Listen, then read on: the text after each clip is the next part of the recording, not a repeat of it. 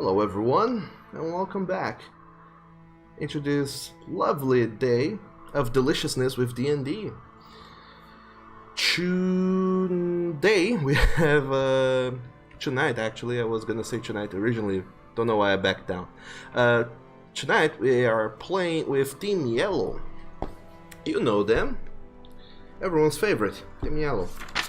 Last time around, what has Team Yellow done? Oh boy. Kinda a whole lot of too much, but also nothing. Kinda. Let's break it down. After being to the Shadowfell, unofficial guild business, the Mismatched Mavericks decided that. Wait a second. What's going on? Oh, there's two music playing. Why is there two songs playing? That's not right. After being to the Shadowfell unofficial guild business, the Mismatched Mavericks thought that it would be best for everyone, or themselves mentally, to take a break and do some minor things around town. Luckily for them, they had two big jobs to do. The first was they were called by their friend enchanter Finessire, who wanted them to check up on one of his apprentices, a man by the name of Darag. But you decided to postpone that and instead go and talk to your satyr circus leader friend, Ajay Muzumed, who runs a circus in town every once in a while, and he is the one who previously gave you Drakdarian the title of Cerulean Defender, and this time around he seemed to have a favor to ask of you in a very unconventional method. He asked you all to retrieve his one of his chickens, his prized chicken, Kylo the hen, which you all did by tracking it down through some forest. Thereupon, you found Kylo the hen being having been kidnapped by a group, which you later found to have been part of Vane's group. Amongst them, you found Corin, the man who had been perturbing Ender for quite a while. You managed to double kidnap both Kylo the hen and Corin and bring them back out of this group's control and back into redemption. You delivered Kylo the hen to Ajay Muzumed, and you delivered Corin to the guild once he confessed his crimes and decided to collaborate with you to take down Vane in future endeavors. After that, you all decided to have a talk, a heart-to-heart, amongst yourselves. And lastly, in the morning, you decided to go towards Henjamar to seek out this... Oh, music, why are you doing that?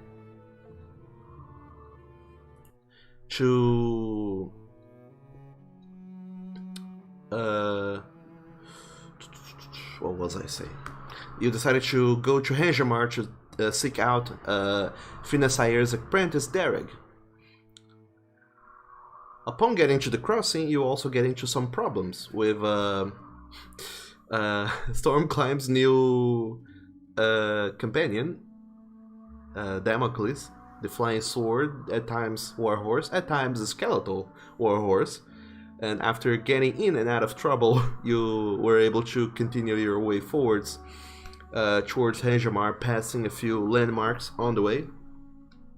And before actually getting to Henjamar, you decided to take a detour by the road into a shack by the woods where Darag lives, whereupon you found that the centaur was making dealings, or was halfway between making a dealing with a demon, Glabrazu, I believe it was called. I don't quite remember. Sure was. Yeah, Glabrazu. There you go. It was halfway through making a deal with a Glabrazu, but you guys talked him out of it, and once you did that, the Glabrazu was hella pissed and decided to attack all of you, but through endurance and cunning, you all managed to defeat the foul demon. And that is where we left off the last episode. So, Mismatched Mavericks, what are you doing? Well, since we seem to have dealt with the problem here, I'm going to go find my javelin if everyone's okay with it. It kind of just fucking went. I'm gonna go find that thing. I'll come with you, Drac. I can help you find it. Are you sure you don't want to tend to our wounded friends here? They're fine. Besides, I don't want you getting lost in the forest and, something happening to you. So it's best we don't, split the party that much. But yeah, I'm not feeling that fine, Yeah, that guy hit really hard. Yeah, and there's kind of covered in blood. I'll get to you. Well, I mean, can you just wait 10 minutes then? Make it 5. Not you, Andrew. I'm talking to Drac. Sorry. Can you wait 10 minutes? Fine. It takes 10 minutes for me to heal these guys. Yeah. Fine. So I'm going to have a look around. Okay, so go on. Yeah, I'm going to cast my 2nd level spell, Prayer of Healing. Of course. And Go for it. Hold on, something. Oh, I'm still getting used to this whole schematic thing. It's okay. Let's see. By the way, Daring, make an investigation check.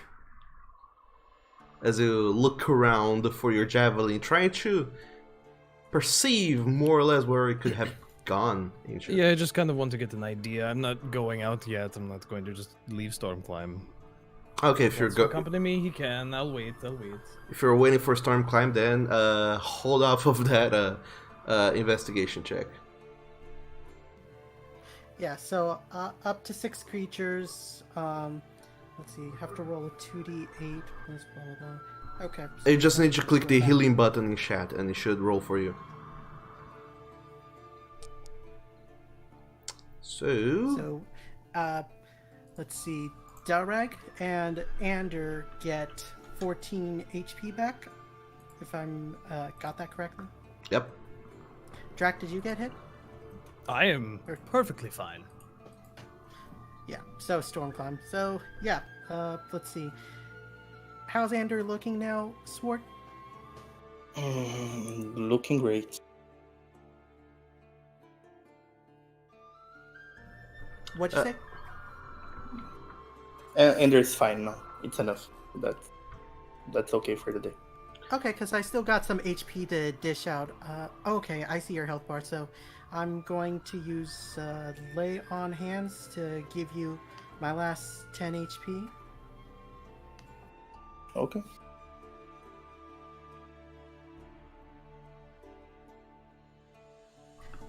Okay, and... Okay, well, that's all I can do for right now. Seems like you guys are doing fine. So I'll head out with Drac and try to help him find his javelin. And you stay here and watch our friend. Make sure he doesn't make any more deals while we're gone. Sure. I'll make sure he does not do that. Remember, Let's kids, go, Stormclimb. don't make deals with demons. So the two of you, well, Ender and Damocles, they just keep on kind of flanking the centaur, just making sure that Darag is not making deals with devils or whatever, while Drakdari and Stormclimb go over yonder to look for your light javelin, right? That's the goal. It flew very far. Okay, so the two of you go ahead and make an investigation check, Drakdari and Stormclimb.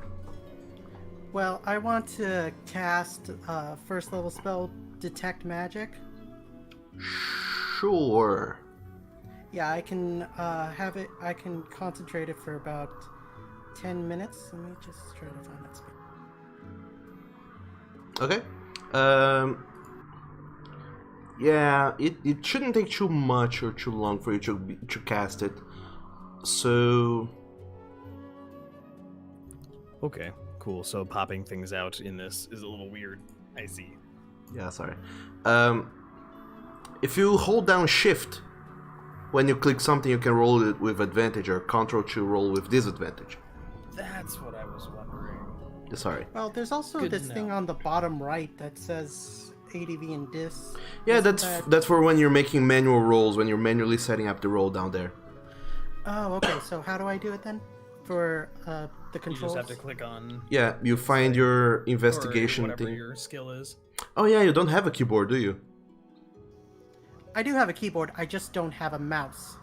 Oh yeah, you have. Well, you. So I use a touchpad. So it's a little hard to try and like maneuver things while trying to talk at the same time. How ironic. Oh boy. The So Rex yeah. does not have a mouse. Oh my god. He's a rat, not a mouse. Well, yeah. If you can shift click your investigation, make an investigation check, or just roll it twice, whichever floats your boat. Okay. Let's see. As the two of you try to find a Oh no. Dractarian's javelin.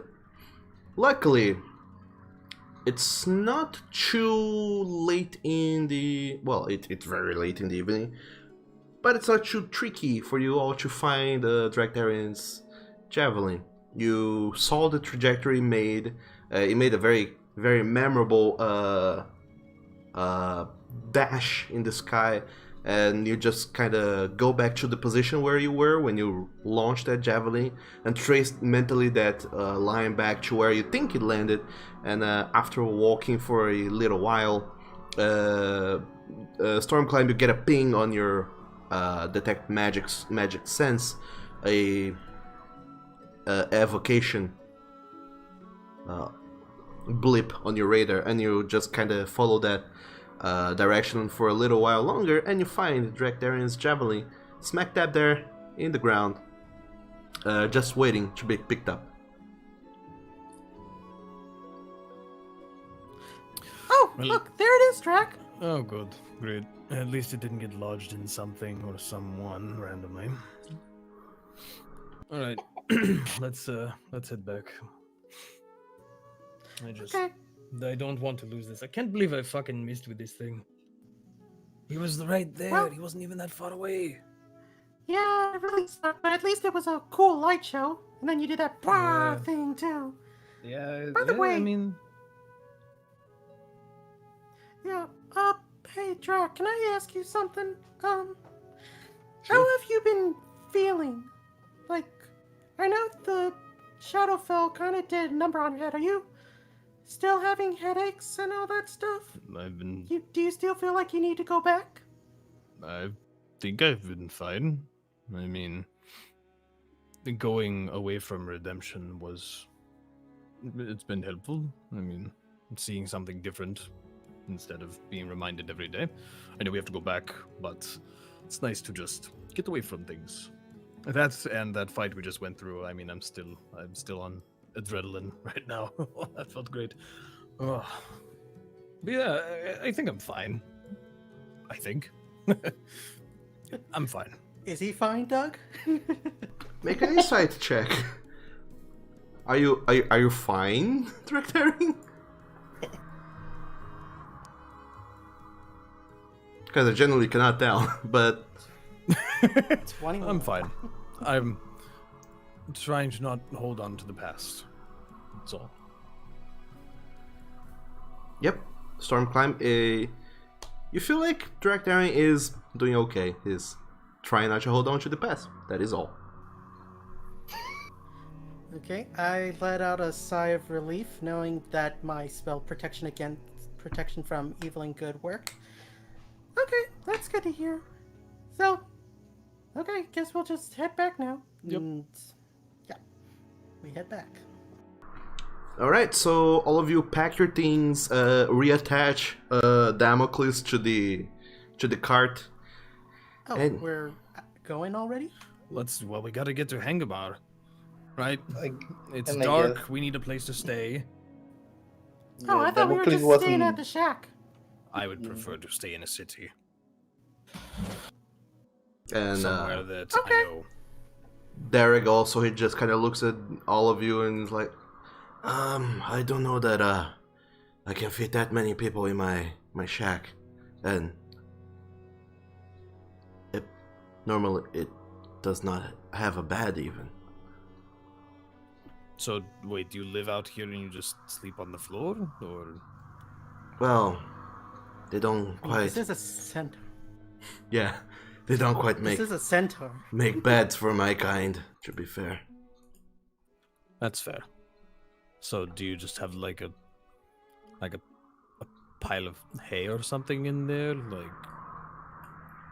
Something like that, yes. Don't Do you stereotype, have... Drac. I'm not stereotyping, I'm just asking. I mean, he's part horse, for God's sake. I mean, whatever. Is there anything that you need to get before we leave? I presume our plan is to go to Henjamar near here to spend the night and then begin our return trek. Unless something else very interesting happens to us on the way. Oh, yeah. Oh, and deal with your gauntlets, too. I travel very yeah. lightly, so there's nothing else I need to get. Hey, Doug. That Drac bring up a really good point. How are my gauntlets? How's Drag doing? Because, haven't heard anything from him, and I realized that you mentioned back then that like there was when I used Divine Sense, I sensed like evilness in these gauntlets, like a slight mix of evilness, like because of magic or something. And I wonder if using protection from evil and good, because I know I had those gauntlets on at the time when I casted it onto Drac, and also that other time when that priest threw holy water at Drac in the crossing. I wonder if that actually had any effect on Drag. Let me take a look. Let me read it up. Because ain't spells a wonder. Oh, yeah, I should bring that up. Well, to be fair, I'm not gonna... Groaning is, hard on my throat, and I don't want to do that every single time you do anything. But yeah, Drag's been there. Yeah, and every time you try and cast protection from evil and good, you get a smidge of, You feel like the groans subside just the tiniest bit, but that's it. Okay, so it's actually like helped relieve his pain a little bit. Seems like it, yeah. All right, I'll have to Stormclimb. We'll keep that in mind. All right, if there's nothing else we need to do, let's take our faithful steed here, Mr. Googly Eyes, and head to town. Yes. Yeah, agreed. All right. Yeah, So let's do that. all three of you climb back into the cart that is led by Damocles, the googly-eyed warhorse, and Darag, the centaur. He just, from where he is, he just starts to follow the four of you, but then he looks back to the fire pit where previously there was an effigy that summoned a demon, and he seems to just look back at it for a moment before pondering for a bit, and then he moves right along to follow you guys towards Henjamar. Don't worry, Derek. You did the right thing. I mean, right now, there's still plenty of options. When the time comes and we've exhausted every other option, then you can think about making deals with demons. But we still have time, so I don't lean on to ideas of demonic pacts just yet, okay? Oh, But thanks for trusting in us. all right. Oh, whenever we talk to Finessair, I'll be a bit more relieved, but I suppose that I'm already feeling much better. I feel like this was the right choice indeed. What we Yeah. just decided to do. By the way, so I was kind of wondering, how did you get these visions? I used to live in a herd, my family, in the fields further west. One day, there was a very, very bad thunderstorm. Lightning was raining down everywhere. And I don't quite remember it, but many people told me that I fainted that night after being hit by a lightning. Ever since then, I've been having these visions. Okay. Do I happen to see That's this pretty metal. scarring? He wears robes, but he just kinda, well, on his torso at least, his human torso, but he kinda pulls aside his robe a little bit, and you can see that indeed, on his shoulder and following a little bit to the, kinda diagonally to his waist, you can see there's this tree roots like pattern of scarring on his skin. And now, paying a little bit closer attention, you can even see that it sort of seems to follow along down to his front legs. His equine front legs. English, come on. And yeah. Oh, okay. He has indeed lightning scarring on most of his body that is, however, covered by the robes that he wears. That's pretty metal. So, these visions you've had, have any of them come true in the past? Well, the only visions I have is this, of the world being engulfed by flame and brimstone and darkness. I never had any other visions, but this one, it just feels very real. It doesn't feel like a dream. It feels like fate. It's hard to explain. So, Doug, Go Stormvine on. can't help but feel a little bit skeptical about this. I mean, like, is that a thing that can actually happen? That somebody gets struck by lightning and can see only one piece of the future, and it's like, Sure, in D&D. and it's not brain damage.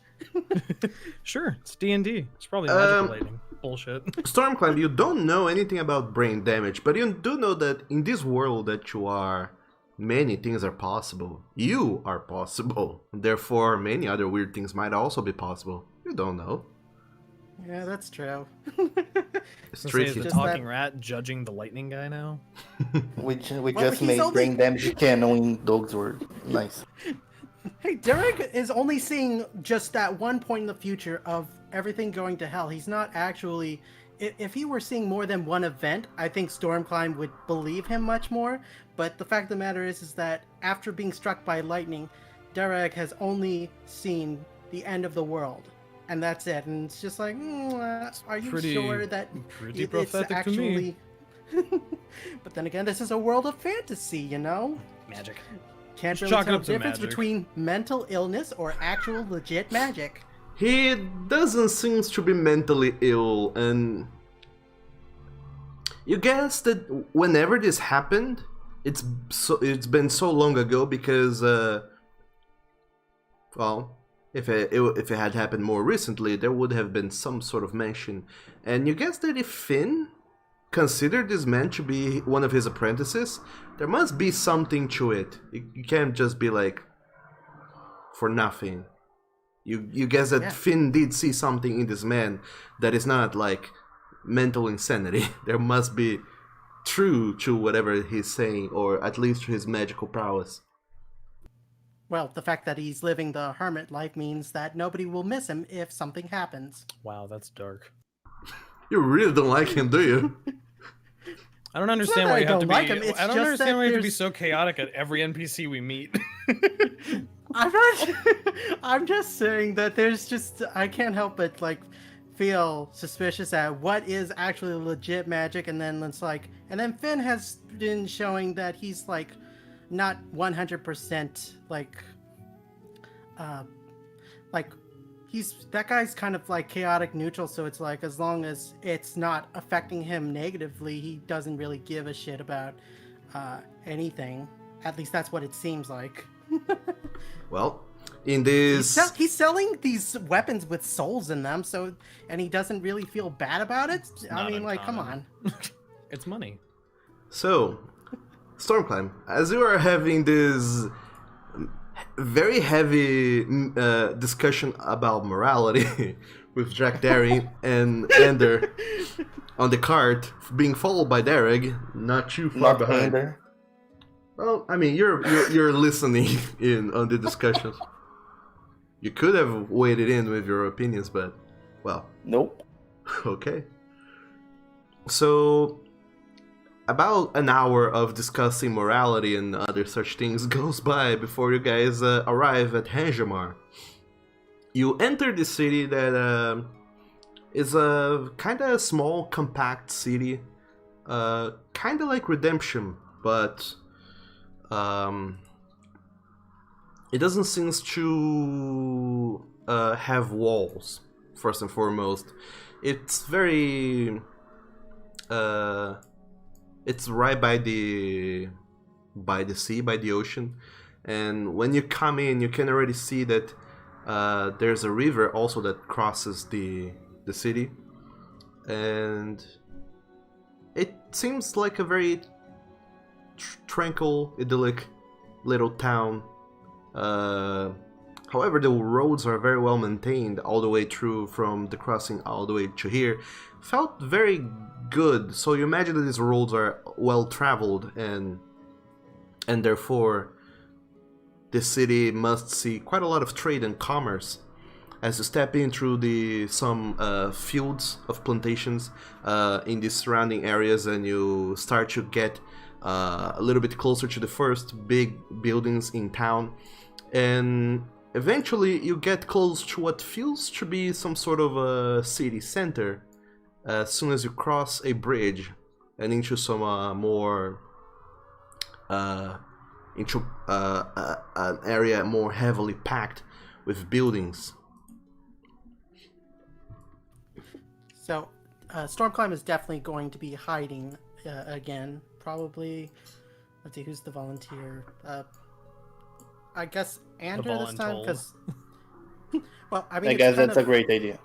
Yeah, I mean, like, it's probably harder to hide inside Drac now that Stormclimb is kind of a war machine with that gun on his back. Hey, you did it when we were in the last city. That is true. That is true. You can hide wherever you want. Rats have that flexible bone structure. It'll fit. Yeah, I guess. Yeah, fine. Maybe I should just hide in Drac instead to provide any charisma support. Okay, so Drakdaring, you you walk into city as a Stormclimb, the tiny rat, jumps into your plate mail and or your chainmail even, and just hides somewhere. And as you all enter town, Drakdaring, one of the bags that you're carrying, or rather, no, never mind. Stormclimb, the candle that you're carrying, it starts to get very hot. Oh shit. And you feel like it's almost triggering something, and you're somewhat afraid of what it might be because it's getting unbearably hot. And Drakdaring, you feel this underneath your chainmail shirt, just suddenly this warmness that starts kind of comfortable, but then starts to get very bothersome very quickly. We try to get it what out. are you doing? The candle that Finn got us. It's starting to get really hot. Ah! So I'm going to try and like push it out of the plate mail or out to. Let's see. I guess maybe I snuck through his neck. Either way, I'm pushing it out of the gaps of his armor, so we're not getting burned alive by this hot candle. All right. Drop it like it's hot. As soon as you, as soon as you pull it out, and it gets even hotter, you kind of just toss it away, and you just see this candle, just suddenly, seemingly almost melting because of how hot it gets, and then you just see it firing off into the distance. So, What, like a firework, or what do you mean by shooting off? Falcon. Gone. What? Falcon, you are walking around in Hanjamar. You have been making your way to the city on your way to redemption. And then, out of nowhere, you just see this commotion when you look ahead of you, and there's a group of three people actually, a very bulky dragonborn, a tiger folk, and a centaur walking into town in a cart, and they seem to be arguing amongst themselves, or at least the dragonborn seems to be arguing with himself. And then he just tosses something out of his clothes, something small, but suddenly it shines ever so brightly, and just seems to fire off into the distance. All of you just watch to see this firework that just flies, and it explodes in the nighttime air. And as it explodes, a loud, booming voice just starts echoing through the skies. Hello, my friends! Come to the bent intent! Don't let the idea ferment. In redemption you will find whatever is on your mind. Come and buy some arcane supplies at Finacer Emporium in redemption. Come! And the fireworks just dissipate in the air as the voice subsides, and everyone in Hanjamar pretty much just hears this echoing laughter just dying out into the distance. And all of you are kind of dumbfounded by whatever this was. But you, Falcon, you are going to redemption to seek out an enchanter by the name of Finasayer. And it would seem like you have found people very interested, well, that seems to have ties with this Finasayer. And you can't help but to approach this group with some curiosity as to who they are and what are they doing.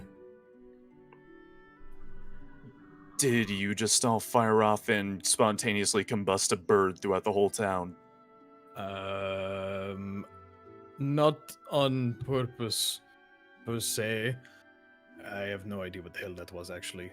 Stormclimb, what the hell was that? Never mind. Yeah, I think that was something that our, let's call him our employer for the sake of brevity, gave us. I am not surprised, but also upset. Yeah, I would say more like a distant acquaintance. At this point, yes. Yeah. Y'all made me about death, and I'm almost positive there was a bird in the sky, and I don't think it exists anymore. Yes, well, whatever it was magical in origin. May I ask, who are you to be so curious about it? No, you about deafened me, and then you asked me what my name is. I think you at least owe me the courtesy of telling me who you are first. Well, Is this guy for real? Stormclimb, it's okay. Did you hear a voice? Don't worry about it. My name is Dragdarin. This is my friend Ander here. We are Nice to meet you.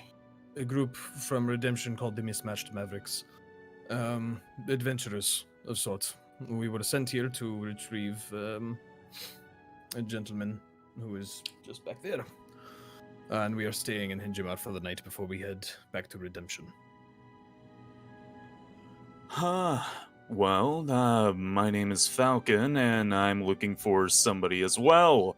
Preferably somebody who won't make me go deaf walking around. But for the most part, yeah, that sounds about right. I see. And do you live here, or are you just passing through? I mean, No, no, I wouldn't be caught dead in a place that doesn't have a wall. Imagine if somebody shot something that actually exploded into here. it's fair. A bit dangerous. Is that a common thing where you're from? Just a tad. You know, I was with a halfling on the way here, but on the note of spontaneous combustion, he's not with us anymore. Oh, that's. Oh, I'm sorry to hear. I guess you don't seem too nonplussed about it, but Well, you know what? You'd figure they'd be pretty lucky, but turns out not as well accurate as it is widely known. I thought that was supposed to be their thing. Huh. Well, Same here. I suppose if you know this town a bit better than us, perhaps you could direct us to an inn where we can stay the night. Oh, yeah. I've been staying there since last night. I wound up sleeping in a little bit longer than I expected and kind of missed my entire day, so sure, I don't mind wasting another night. That's just on the edge of town. So, everyone, you are led by Falcon into the Curious Shield Tavern. A very cozy, nice, small tavern. However, unlike in the taverns in Redemption, this one doesn't seem to have two floors. It's a single floor tavern, so when you walk in there, you just see a whole lot of people just shouting and talking to one another, sitting in tables, and then rooms to the side where people seem to be coming in and out of, and those seems to be the bedrooms per se. And you imagine that maybe nighttime at this tavern won't be the most tranquil ever, but at least it's very lively.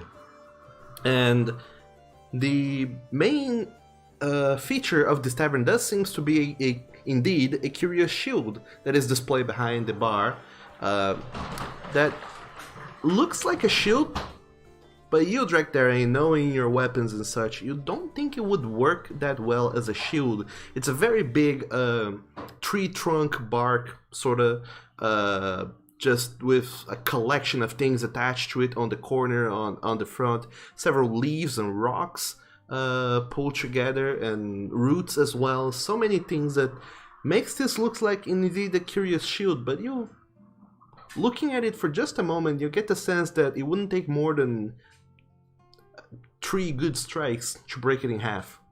And yet, it seems to be important to someone, important enough at least to have a tavern named after it. Now that we're in some light, can I take a good look at our person who's been leading us around town? Yep, I'm gonna stick my head out just a little bit, just so I can see who this Falcon is. Alright, Falcon, would you like to describe what you look like to this gentleman? Oh no, it didn't save. Yes. Hi. Breaking slight wall thing or whatever. I'm like a 7-foot tall dragonborn with like some slicked back fancy herbs or horn things in English. I wear big robes. I have a couple tomes by my side, and I always walk around with a giant staff. I've got black scales, and I always look like I'm absolutely tired in almost a permanently yawning face. I like him already. Finally, someone Another my one, height. huh? What do you mean, another one? I feel like I'm getting surrounded by dragons everywhere I look. I don't see how that's a bad thing. Are you talking to yourself? I hop Yeah. back in. I kind of. he does that now and then. Sorry. I try and keep it quiet, but sometimes it just kind of gets a little louder than I meant. I'm Yeah. going to And go his find voice something to changes a bit. It's normal, that happens. Horrifying. I met somebody like that once. I know your pain. Yeah. I'm going to go get something to drink. And you do. In fact, you get things for the entire group to drink, and within a short amount of time, Drakdaring, you find yourself having paid 5 silver pieces for quite a curious arrangement of drinks. I suppose I should have asked, Falcon, do you drink? Hey, whatever helps knock me out at night. That's a good attitude. I like you already. Yeah, alright. I don't know what I got, but he just handed me a bunch of shit, so I don't know. Taste whatever you want and drink whatever you like. Why is it shaped like a vase? Look, I think he just dumped the plant out and poured something in it. I don't... No this is questions, why I just don't- drink. Well, I mean... And there's gonna just, take a big sip out of it. I'm not surprised.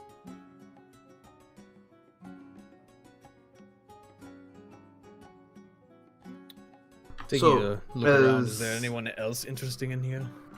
As you look around, there is no one else particularly interesting, but go ahead and make a perception check, Drakdaring. As you really kind of, instead of just glancing around, you actually hoist yourself into the edges of your chair and kind of do a full-on turnaround to look at your surroundings, and you do notice that there seems to be a guard nearby, and this guard looks eerily alike a guard that you have seen on the outside, and you get the sense that they were following you ever since the fireworks went off, and you wonder that they might have been following you in case you were, doing something weird. You think to yourself, did we leave Damocles as a skeletal horse again? Well, why is someone No. following us? But then you just shrug it off, since the guard doesn't seem to be making any sort of advances towards the group and seems content with keeping its distance. You pay that no mind. But aside from that, looking around, you don't see anyone else that looks interesting per se. You, in fact, find that not only in Redemption and the Crossing it was a big trend, but even in the city, there's a big trend of animal people all around, and you feel humans, elves. Actually, you don't see any elves, humans, dwarves, and halflings and such. You imagine if there's something else going on as for why you'd see so few of those people in here. And then you remember the story that your new traveling companion just told you, that apparently they might spontaneously explode, and you wonder if that has anything to do with it or not. But you're caught wondering about that for quite a while, but aside from that, you don't see anyone or anything too interesting that catches your glance. So Right. we're sure that they're all furries, or are we sure that it's fur people or anthro people? And Animal people, yeah. by furries. yeah, animal God people, dang it. and not. Yeah, we sure this isn't anthrocon. There isn't a bunch of elves and humans in furry costumes. No, Oh my this God. is So it's that kind of game. At least for this team, it is. It is, yeah. both in Redemption and in the Crossing, you have not seen other quote unquote common races. You have only seen animal folk and monstrous races. Same thing with here. You, having traveled from Mythos, Drakdaring and Ender, you find that that's that not to be too weird per se. Seeming as Mythos is mainly a nation of animal folk, monstrous races, and dragonborns, it's not too uncommon to find those people in Mythos. But over here, across the ocean, it seems like it's mainly settled only by Mythosians, hence why you don't see that many humans and such others.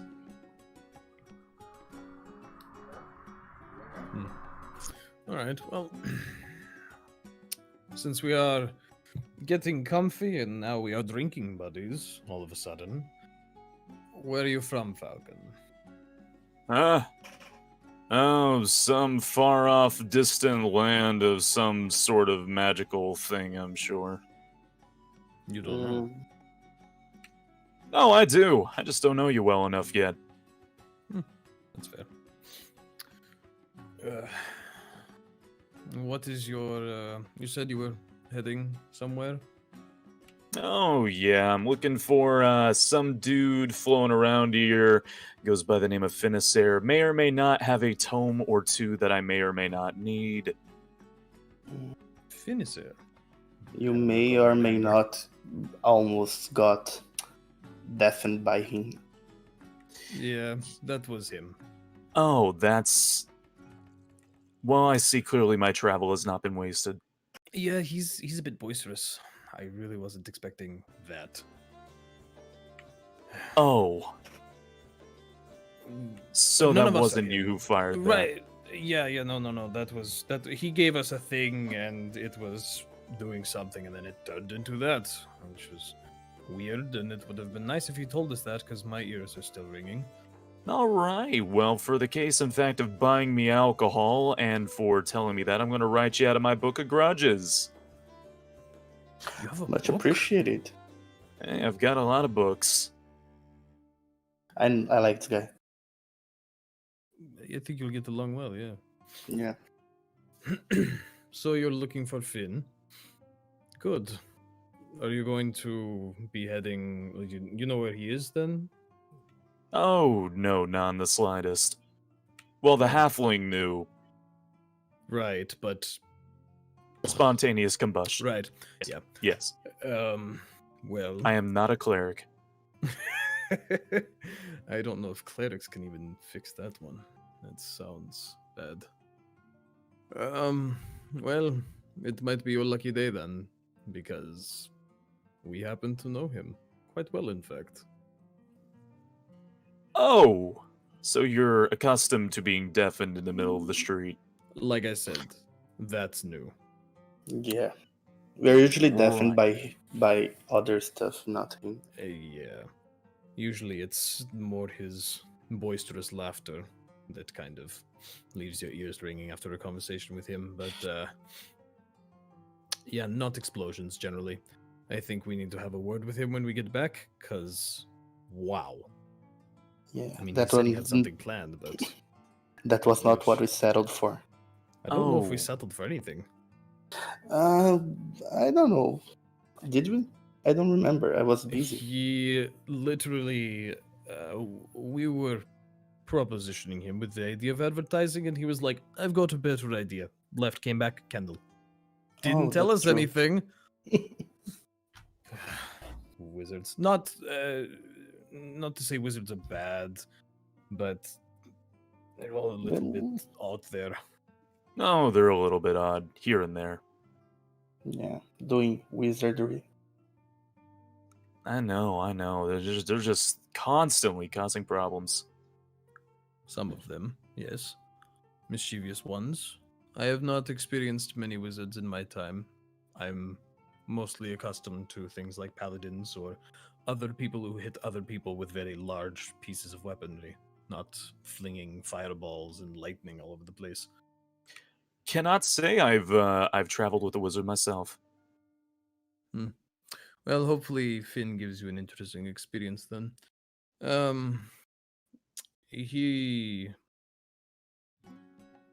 He's a friendly sort, so I'm sure you'll get along fine. And you said he has tomes. Just books? Books of wonderful things. You know, sometimes you gotta scrape away some of the ancient draconic swears here and there, but generally very interesting things. I see. I'm Footnotes. interested in how interesting these interesting things might be to you. I do quite like interesting things of the flavorful variety. Well, if you are in need of escort, well, I don't know, you look like you can handle yourself. Tall enough. Well, considering the last escort I had may or may not have burst into flames, and there's a chance of that happening to at least half the party, I'd say I'd have better chances with the two of you. Yeah, we Yeah. usually don't do stuff like that. You know, We don't catching fire and I haven't burst into flame yet.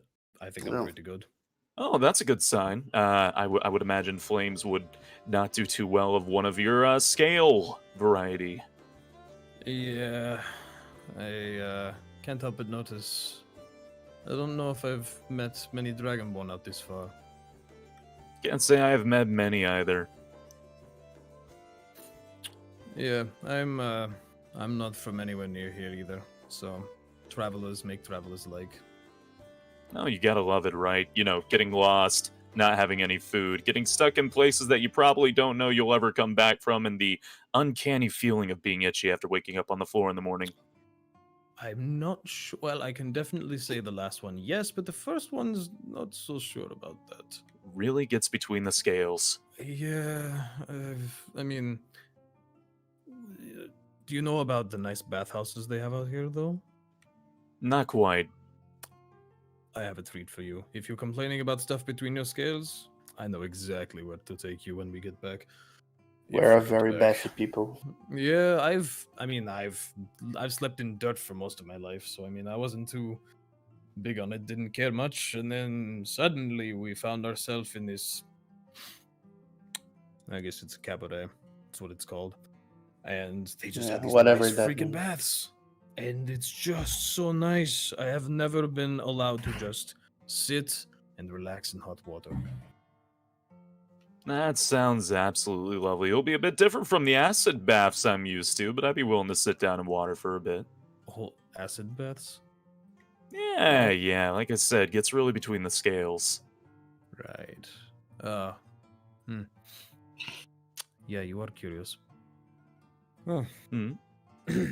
I need about More 10 drinks, I'll drinks get to more go with you. drinks. Yeah, please. I like alcohol. Yeah. So Ender, I'm a big you fan. get up and go to the to the bar, and you are greeted by the same bear folk who greeted Trektaring. And as soon as he notices that you're coming in, he just lifts up his paw and says, "Okay, just a moment. I'll be right there with you. Another one of those miscellaneous I'm drinks." gonna high five him as he lifts his paw. And you, and just as he does, he starts saying, "You just go at him," and he's like, "Huh? Can't say that happens very often." Okay, another miscellaneous tablet of drink. It's for you and your companions. So, Yes, please. that will be 5 silver pieces. Okay, here you are. I'm gonna unpocket that.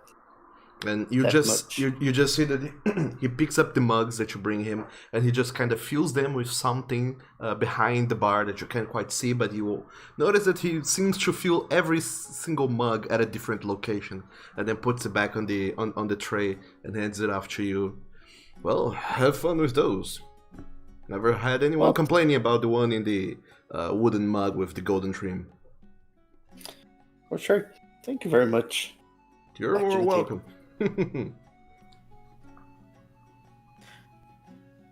Hey, stupid question. Stupid. I'm gonna do something stupid. I mean, like, nothing's gonna definitely happen, but I've got all these points left over. I might as well use it. I want to use Divine Sense because I'm a paranoid shit.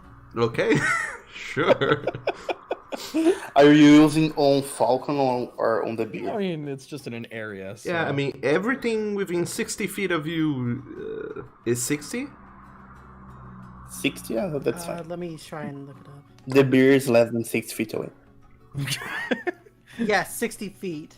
I've detected alcohol. All right, so you utter, you use your paladin powers to try and sense if there's anything weird around you, but you don't sense any celestial fiends or fae or undead in the immediate environs. Good to know. You're welcome. So as Ender comes back, I'm just gonna kind of lean back in the chair and kick it up on two legs. And I'm gonna give the best mead that was recommended by the bear guy to Falcon. Hey, thank you. Mike was telling me there. Hey, I appreciate a said alcoholic beverage. You're welcome. My treat.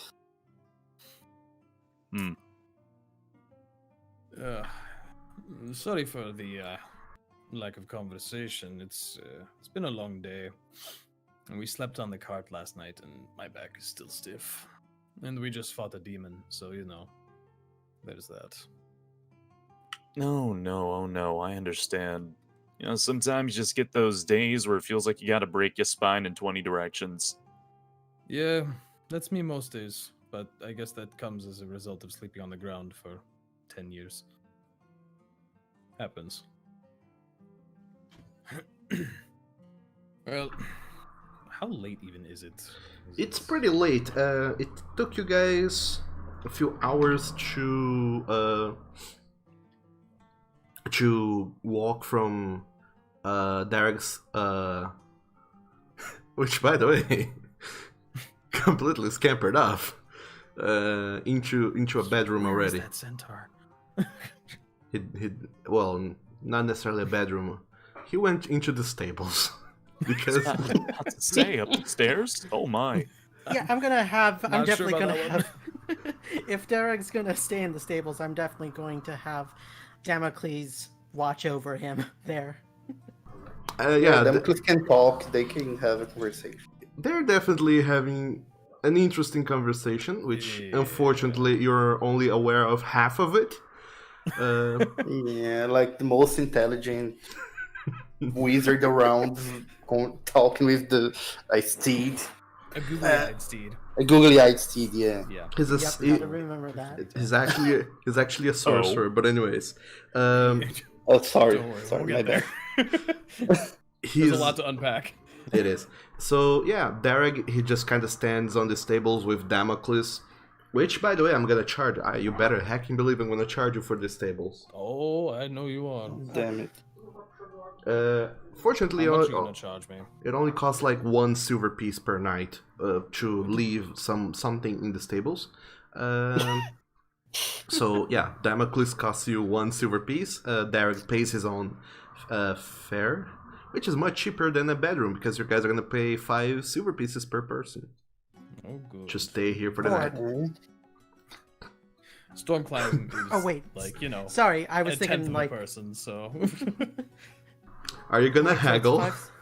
No, wait. I got my math all mixed up. For a second, I thought you were saying like it's 5 pieces for everybody. And I was like, oh no, wait, there's only 4 that can be seen right now. But then I was like, oh wait, he meant per person. So I misheard. Sorry, I spoke. Ooh, out are of we turn. haggling?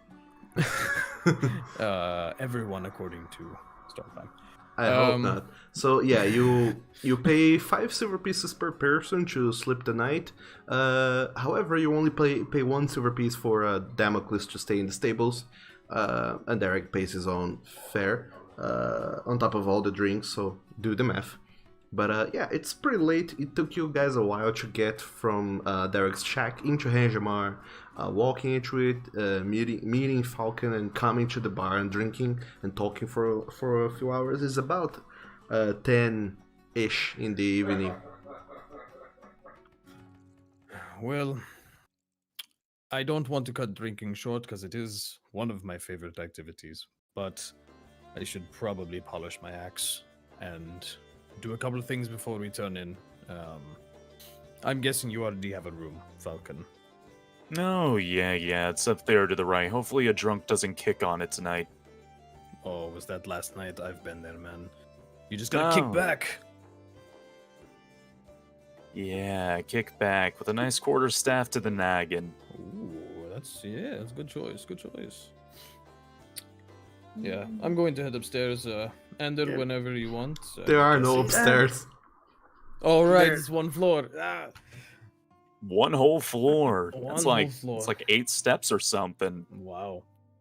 I'm Are we gonna all in flip on the separate rooms, table. or are we all crammed into one room? And did we pay for multiple rooms? I don't know. Did we? I don't know. I mean, theoretically, it's like you're paying per bed. If you want a room in a private room for 2 people, it's a little bit more costly. Well, I mean, how many keys did we get? You didn't get This keys. is a hotel. No keys here. This isn't a hotel. Yeah, this is. I would like to I have don't know. one I don't know how private taverns room. work. I want one private room for my group. All right. They fetch you a private room for your group, which goes for 1 gold piece. So basically the same price. The same price, yeah. Yeah, the same price, except that it only fits the 2 people. That's fine. That's all we need. Falcon's got his own room. What do you guys say we meet up in the morning, have a good rest, and then we'll get on the road. If you are heading to find Finn, you'll be needing to come with us, perhaps. Nay, perfect, wonderful. I am totally down with that. Just slowly entering his room and slamming his schnoz into the pillow as hard as possible. Try to not oversleep, please. We leave at dawn. Okay. Let's go in there. He's a goner, yeah. Let's update maps now. Yeah. I'm going to go polish the axe. Mm-hmm. That's not a euphemism. I decided not to make that joke. I'm glad you cleared that up for Yep. everyone. So yeah, you do tend to your own weapons, which feels odd. Because you go to polish your axe, and it's very odd that every single time you go to the new cabaret that they clean up your weapons for you, and this time around you're used to seeing all the blood splatters all over it, and this time it's just a little bit too clean, so you kind of over polish the edges of the axe just to make sure that there's some grittiness to it here and there, just to make sure that it doesn't feel store-bought new. It feels more a little bit weathered.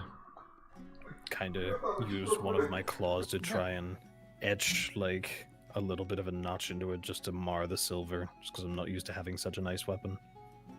Yeah, you gotta show that you're a tough boy and not a hipster. Right, I didn't just buy this axe to show it off. I use this shit. Hipster dragon. Hipster dragon. Hey man, where's the Starbucks? And Anyway, Ender, you start to update the map with all the paths that you have seen. This whole cabin, well, this whole detour with the cabin towards where Derek was, and the Plex landmark that you came across in your first day of journeying, none of those things were in the map, so you just kind of fill that in by hand, and you wonder that there's so many more open areas to explore, and you wonder what other secrets are hidden out there in the world, just waiting to be found.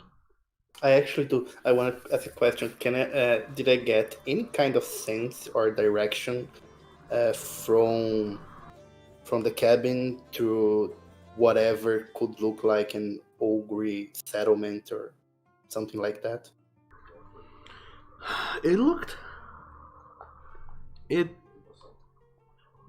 No, not quite. You get the sense that if you went to go a little bit further west, you would find something, because the lands where Darag was living, it was pretty nice land, very settable, and you imagine that if the land wasn't too rough, and if the whole surrounding areas was pretty plentiful with resources like trees and fruits and other such things, you imagine that Derek might not be the only creature to have set down a place in there. You imagine that many other creatures might have decided to take those environments to their own. And you imagine that one of them might be indeed ogres. You just don't know how far west. But definitely somewhere in those forests. Thanks. Hey guys. hey, Stormclimb, how are you holding up? So I climb out of Drag's armor and I say, so yeah, I know we're going to help Derek and that moody scaly guy over there, but to get back to redemption. But can we at least drop by the Lucendi Woods and see if we can get Drag back home? Yeah, that was part of my plan. I would prefer to do that in daylight. It's on the way out, so... Oh, obviously. I mean, not tonight, but I mean, like, tomorrow, before we actually head out to redemption. Yeah, presumably Derek lived at the edge of those woods, if I'm remembering the map I looked at. Yeah, I got the sense that we're not far from where he should be. So I'm good with we have an got to ask excursion. Falcon. Well, now we have company. No, That's true. We'll see. Doesn't sound like he'd be too against it. He sounds like a road type. yeah, let's see. He's a bit interesting, and don't you think? Yeah, very. The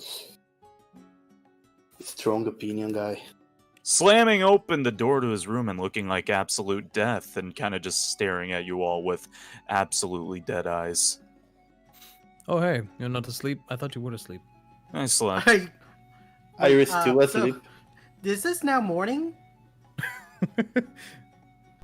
I Or don't did know. he just, like, burst into the room? Is it morning or is it night? Did I just like completely misunderstand? Yeah, because if you just bursted in mid-talk, I would outside. It's about an hour later. Well, an hour, 2 hours later. It's like 1 in the morning, and the party's just having their talk. And Falcon, you just bash open the door to see the Dragonborn and the Tiger folk talking to a tiny rat. With a gun?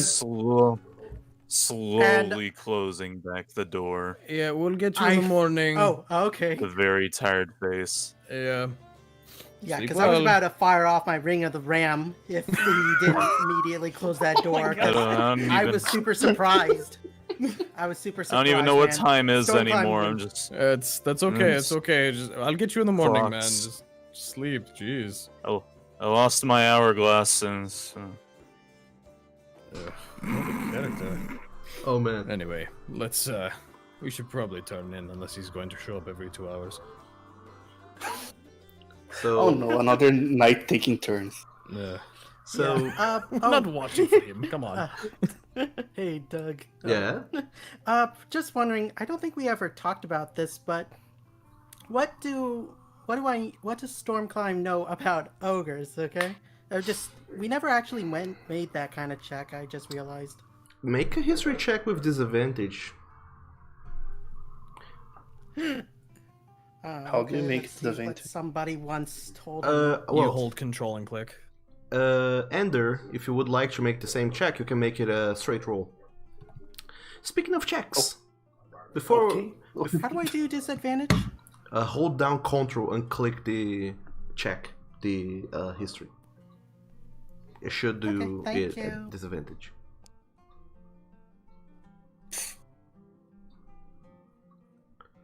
Alright. Nope. I know of an ogre, but I don't think it's the right one. You know of ogres, they seem to like to live in the swamps and sing pop rock music or alt rock even, I don't know. They seem to like rock music and seem to be very unfriendly and like to live alone. That's as best as you can tell about ogres. Ender, you however Yep. learn a couple things about ogres. Well, not learn, but you remember certain things about ogres. Mainly they are giants. Some of them are not super duper smart. In fact, they're not the brightest creatures around. But despite that, they can still speak very broken common and giant. And they do inhabit certain regions where they can actually live and thrive. Despite their larger size, and they are generally very hostile to some other creatures, and they seem to mainly live in small tribes off into the middle of nowhere. They don't seem super friendly. Alright. Why did you do that again? To learn about ogres, you share that information with Stormclimb. Yep, and Stormclimb apparently isn't the sharpest tool in the shed. Oh my god. By the I way, swear. speaking of checks, I would like all of you guys. Wow, when two musics start at once, it gets really crazy. Who let the bard in the room? Oh, Yep. trying to sleep. I would like you guys Nope, to we do don't stop to do the following for me. You know where the chat is, right? In Foundry. That's the chat tab. The 6th tab is the rollable tables tab. I would like all of you guys to go into the rollable tables and click the inspiration cards thing that is there. It'll open up a window. Yeah. And then click on the roll. Okay. Oh no, not yellow team. Who's yellow team? I'm yellow team. Me too. If you have the yellow team token selected, it'll roll as the yellow team. How do I unselect it? Weird. You can just like draw a selection box on the outside or just click outside of it. But anyway, so Falcon, you can do that too. All right. Okay, cool. Now open up your character sheets. And then I would like you to find the well, as soon as you have your character sheets open, just go into chat and drag the little box bag symbol with the number of the name/number of the card. Drag that into your character sheet. That is your inspiration card for today. Wait, what? Could you explain that one more time? Well, oh, it goes into your consumables. Okay. Yeah, in chat you have rolled the thing where it says there's a little clickable thing. Drag that into your character sheet. Literally drag Jack onto your character sheet. Yeah. Oh, okay. Huh. That's kind of cool. Foundry is Kind cool. of. Yeah. So. But now we know all each other's cards. That's Oh, fun. it was never meant to be a secret anyway. So how does that work, Falcon? That's a homebrew rule we are using. Whenever you make any sort of check, if you don't like the result, you control your card on top of that check to add that number to the check. So you have a queen that is worth 10. So whatever check you do, you can use your queen to add 10 to that. Oh, that's pretty cool. I like it. One time. Yeah, it's a one time only. One time per session. Once a day? Per session. One per session. Per session. Oh, and it's session. Also, yeah, and jokers. There's also jokers in the deck that you want to explain it, Doug? Yeah, the jokers, they can cancel a natural one or make any roll that you made into a critical, Ooh. which is super duper cool. And the aces, they have a different rule now. The aces, they can cancel disadvantage or give advantage on the roll. So pretty much allows you to I roll like again. it. Nice. Fancy. So yeah, all of you have cards now. And you can bookmark that card so it shows up on your first front page, so you know it's there. Okay. So, Cool. Since we're dealing with game shenanigans, what's the name of the inn again? the inn is Oh, the inn is Curious Shield. Tavern. Yeah, Curious Shield. Okay, thanks.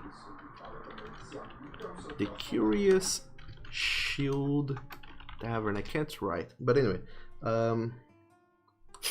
that's it. Night comes by, and you all sleep very soundly, and you all essentially perform a long rest in which you recover spells and hit points. Yeah. Finally, all my hit points are back. Yeah. I guess there is. Which icon do we press for the long rest? Is it the hourglass that seems halfway? Is the one in the right? Full. Yeah, the one on the right. Yeah. So all of you have gone down the long rest. Sure did the darn do. I feel pretty. Wait. Huh? In Where your did you guys all found that? in your character sheet, if you hover over the character token, the picture, then you see that there is a little bed. Long rest. There you go. Blah blah blah blah blah blah. Prolong the rest. Fancy. Rest. There you go. Um, If you hover over the little bed, you can make a short or a long rest, and long rest does the good. So anyway, all of you wake up early in the morning. It's 7 in the morning as everyone wakes up. Okay. Yeah, cool. The floor, not nice here. 5 more minutes. No, Ender, we have to get up right now. Mm, I'm going to pick you up and carry you out like a bag if you're not careful. Come on. yes, please. Oh, okay. I'll I mean, no pick up need. Ender. No, I'll pick up no, Ender and... no. okay, I'll just set him on his feet then. Come on, Okay, monk boy. We've okay, got things to do I'm today. okay. I'm going. Let's go. I'm going to head out of my room and go knock very heavily at the other Dragonborn's door. A book is thrown through the air, which smacks the door and opens it. Huh. Good morning, Laying- sleepyhead. just laying on the floor, on his face. I'm going to walk in and give him a nudge with one foot, like, hey, come on. You wanna get breakfast? Fine, I like breakfast. Just Yeah. claw my way across the floor for a short while before getting up. Alright, I'll go out and see what's for breakfast. Maybe Thank small you, talk breakfast the god. barkeep. So the other lion folk man who's in the other bed in the room, who's just kind of trying to sleep, he looks at the two of you, groans very loudly, and is like, just go away. And he kind of covers himself with the blankets and keeps groaning until everyone has left the room. You're not allowed to sleep well after kicking on my door last night. Was that him? That was him. What a bastard. What a rod asshole. Alright, let's go get some breakfast. I am starving. And you all do get breakfast, so you can go ahead and discount. I'll say 1 silver piece from everyone's pockets. I'll pay for breakfast. That's still. Well, 1 silver piece per person. Yeah, I'll pay for breakfast. Okay, so they So generous. They bring you in a very nice. I forgot the name of the thing. A tablet. Wait, question. Where's Stormclimb? In my jack somewhere.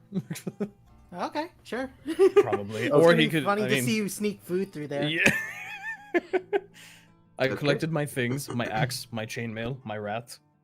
It's my morning routine. You have to have a routine, it's important. It is. You collect all of your things and you sit down at the table, and the tavern keep, the bear folk, he brings in a tray with not a tray, but like a wooden tray with some assortment of meats, fried eggs, and some sausages as well, and vegetables, but not carrot a day like they have in the guild, but like very fancy vegetables like sweet potatoes cut in chips and roasted with a very nice drizzle of parsley and some onion sauce on top. It looks marvelous. Why don't they serve this shit in Redemption? I don't know. Love assorted meats. Do we want to go back to Redemption? I mean, this place has good breakfast. Yeah, nothing can beat good breath. I mean, to be Breakfast, fair, you are paying for it. Yeah. I mean, Yeah, I mean, like, we only got shitty breakfast at the guild, and that was for Free free. soup, carrot soup. Carrot soup, delicious. so the thing is, at the guild, you guys don't pay for rooms and don't pay for food. We just pay with sanity and blood. You know, Oh, sort of. it's fine. Blood and gold do go hand in hand, so eye for an eye, that sort of thing. I'm going to, as I'm having breakfast, like, kind of lean on one elbow and kind of overshoot my snout a little bit with some things, and just kind of mid-talking, holding it next to my neck so that Stormclimb could, like, grab some while I'm eating without him being fully exposed. Staring Nonchalantly. in confusion and horror as food disappears down your neck. What? What's to look for? I just didn't get much sleep. It's alright. I just seeing things. Yeah, It's fine. no worries. Yeah. It happens all the time, don't worry. Yeah. Yeah. I've had my fair share of weird visions in recent history too, so I know exactly where they're coming from. It will get Right. worse in Redemption, believe me.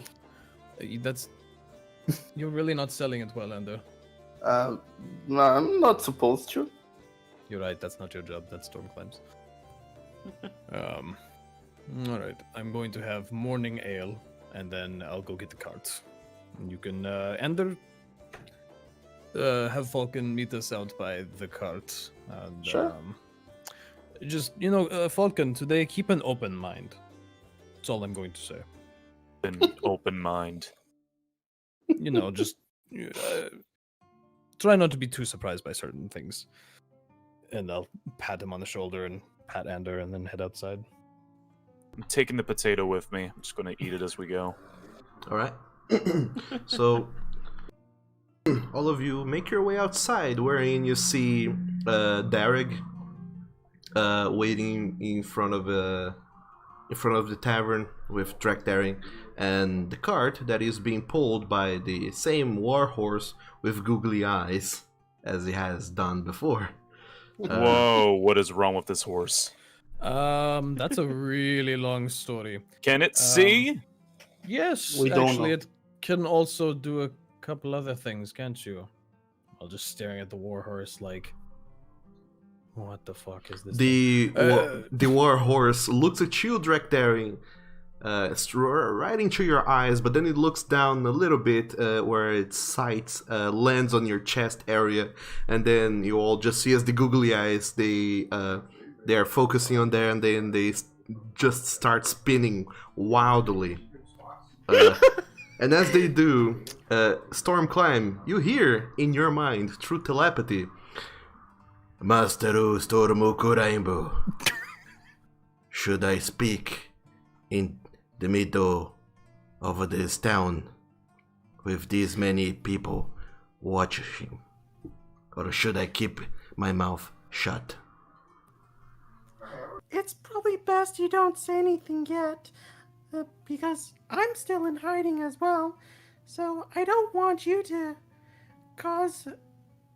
draw any attention to us, and I don't want you to get hurt. So just try to stay silent for right now, and then when I'm able to reveal myself, then you can start speaking. Okay? All right, I will try my best. He's Thank got a few tricks, I guess. You'll find out later on.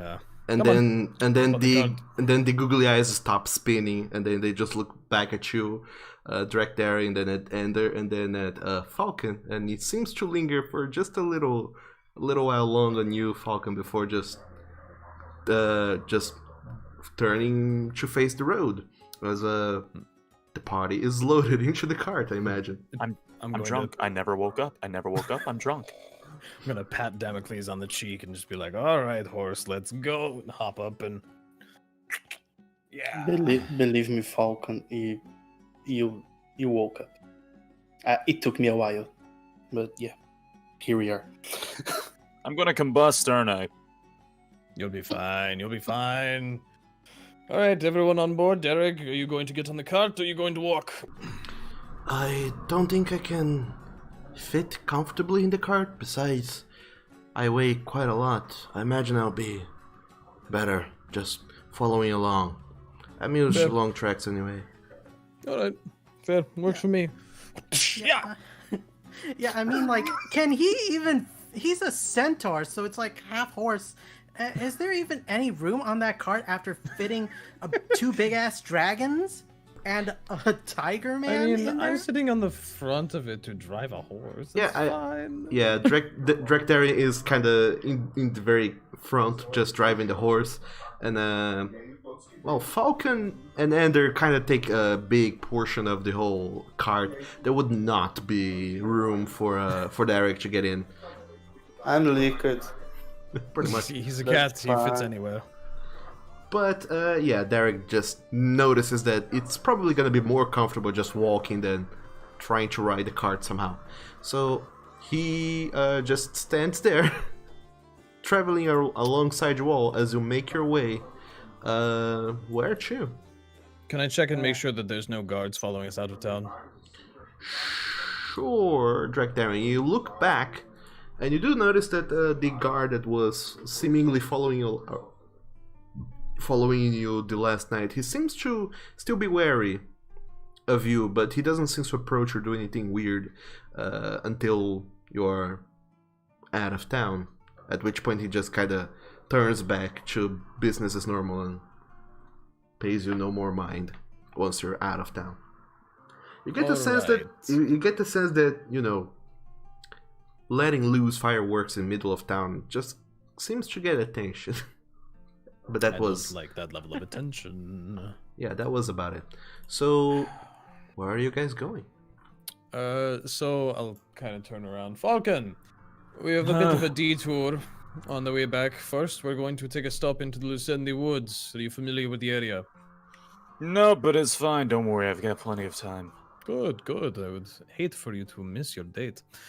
All right, let's head into the woods back toward where Derag's home was. I guess that's a good starting point as any.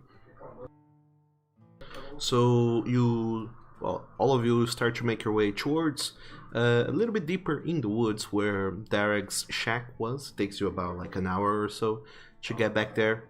And Darag, he just kind of stops and looks back at his shack, and he seems to look at it longingly, and he then just look at you all and says, "Well, you seem to have further business to do in woods. If you don't mind, I'll stay back here just a moment and make sure I dismantle what needs to be dismantled, and that I gather the rest of my things." Sure. Do we mind? I mean, do we mind? Are you going to go running off summoning demons, and am I going to have to come back and kill you? No, I'll stay around. I'll wait for you to come back. The horse will probably stay here. He'll keep an eye on you. Maybe. All right. Something what? What? No, don't worry about it. It's fine. It's fine. Yeah. Besides, Derek already had our Saturday morning special thing of like don't summon in demons, so I'm Don't pretty summon sure he's demons. not gonna try again the moment that we're out of eyesight. What the heck is a Saturday? It's true. Saturday doesn't exist in D&D. This is out of character talk. There's some of us don't break character, Stormcloud. Derek, question for you real quick. Do you know of any ogre activity out in these woods? Yes. Further along inside these woods, there are giants that inhabit it. In fact, this whole region, to the north of the Blank River, by the hills there are giants, by the woods there are ogres. This area is just filled with them. Good. Then that is the right direction for what we are looking for. All right, we'll be back probably an hour tops. No worries. Let's go. Come on, Falcon. I hope you don't mind further walk into the woods. What about an ogre? Oh yeah, we're kind of looking for ogres out here. It's In a friendly way. not like in the we're going to kill them sort of way, but it's very hard to explain. All will be revealed in time. How about that? Yeah, and I give Drac a little poke, trying to see if I should come out yet. Give it 5 minutes. Okay, so while we're Just while we're walking. So while this is all happening, I'm definitely going to start casting my second level spell, Find Steed, to turn to turn back Damocles back into his original flying sword form, so he could come with us. All right, 'Cause we don't know so what we're going to find out in the woods. so as you start walking your way over there, Stormclimb, you finish casting Find Steed, returning Damocles, the warhorse, back into its original sword form, its katana form, and it just What? as you're walking, you all just take notice of this swooshing sword that just flies from behind you, all of you, and just kind of comes at you all at full speed, but then it just darts off to the side at the last moment, kind of circling around and stopping in front of you, close enough, about like a feet or two away from Drakdaring. Yeah. So you remember the whole open mind thing, right? Begins to hyperventilate. All right, Stormclimb. Come on. It's a friendly sword. I'll preface it with that, I think. And I come out, yeah, because he's seen the another thing, Falcon, is that the sword still has the googly eyes on it. That just kind of squints at it for a while. It's about to get even weirder. Hey, Don't Stormclimb. worry. And Stormclimb comes out. Hi there. Yo, I'm the shit, a Stormclimb guy." rat. Yep, I kind of was expecting that. I mean, actually, I'm just a rat folk. I'm just a dwarven rat folk. So that's why I'm Dwarven. super small. Yep, So you're smaller than a regular rat. rat folk. I'm pretty sure So that's you're a thing, isn't it? mouse. Aren't there rat folks in this Only world? I redemption. just thought about that. If Only there's redemption. if there's all these kinds of animal folk here, then shouldn't there also be like a rat folk maybe? Yeah, there are red folk out there. They're about the size of halflings. They're like 3.5-ish feet tall. You're 6 inches tall. 6 6 inches Yeah, 6 So you're inches like tall. an enchanted rat. I said dwarven rat. Nah, I've read books on this before. Don't worry, I understand. You don't have to explain it to me. Oh, So you were afraid for nothing, Stormclimb. See, not everyone is afraid of a talking rat. Yeah, it's just a magic rat. I understand. That's your familiar, right? You're the one that casted the magic. Oh, okay. So no, there is a bit more explaining to do. No, Okay, it's yeah, all right. See, It's all right. I'm I in a way. understand. See, I'm. Yeah, okay, you know Stormclimb, what? it's I'm okay. just gonna be We'll- front with you. I'm just an awakened rat, okay? And I just have magical powers. Let's just go with that. Blessed by Catheter. Oh, you're Yada yada. so adorable. He is kind of. Anyway. I'm just gonna hop onto onto Damocles and just start flying off. The sword is his horse.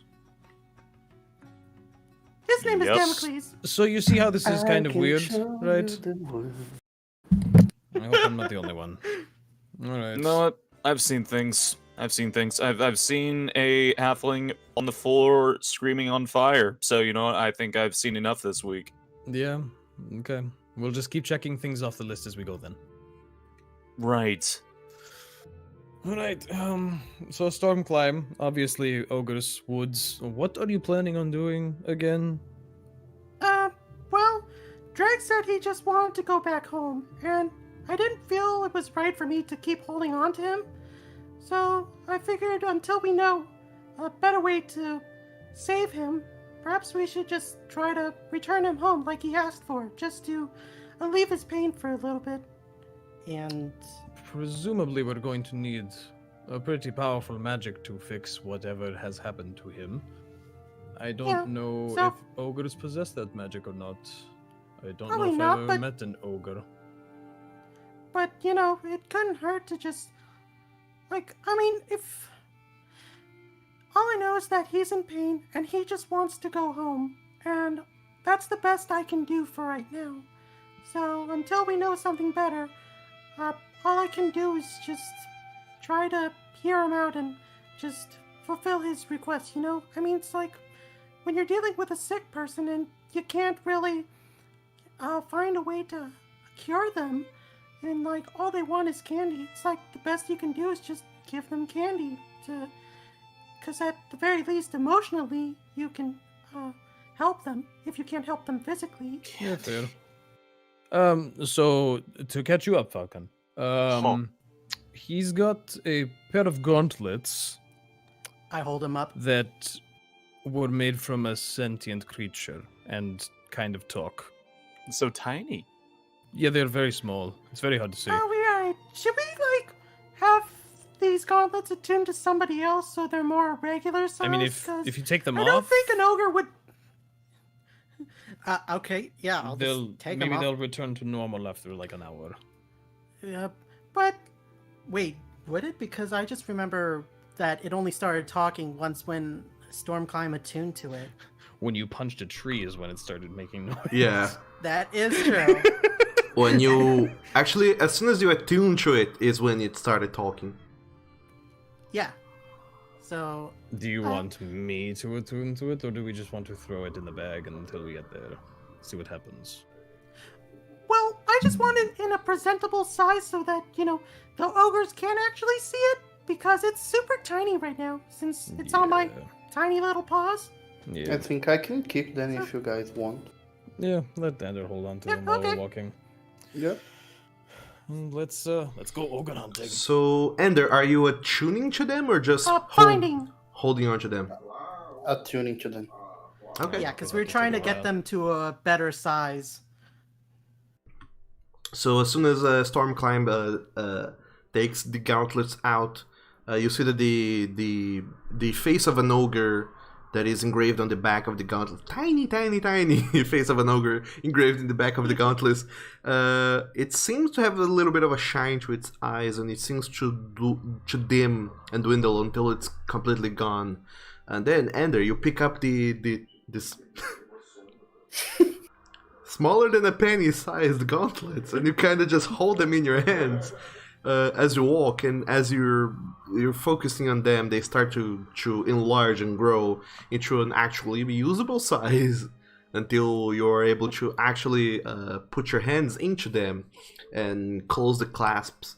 And as you flex your fingers, they feel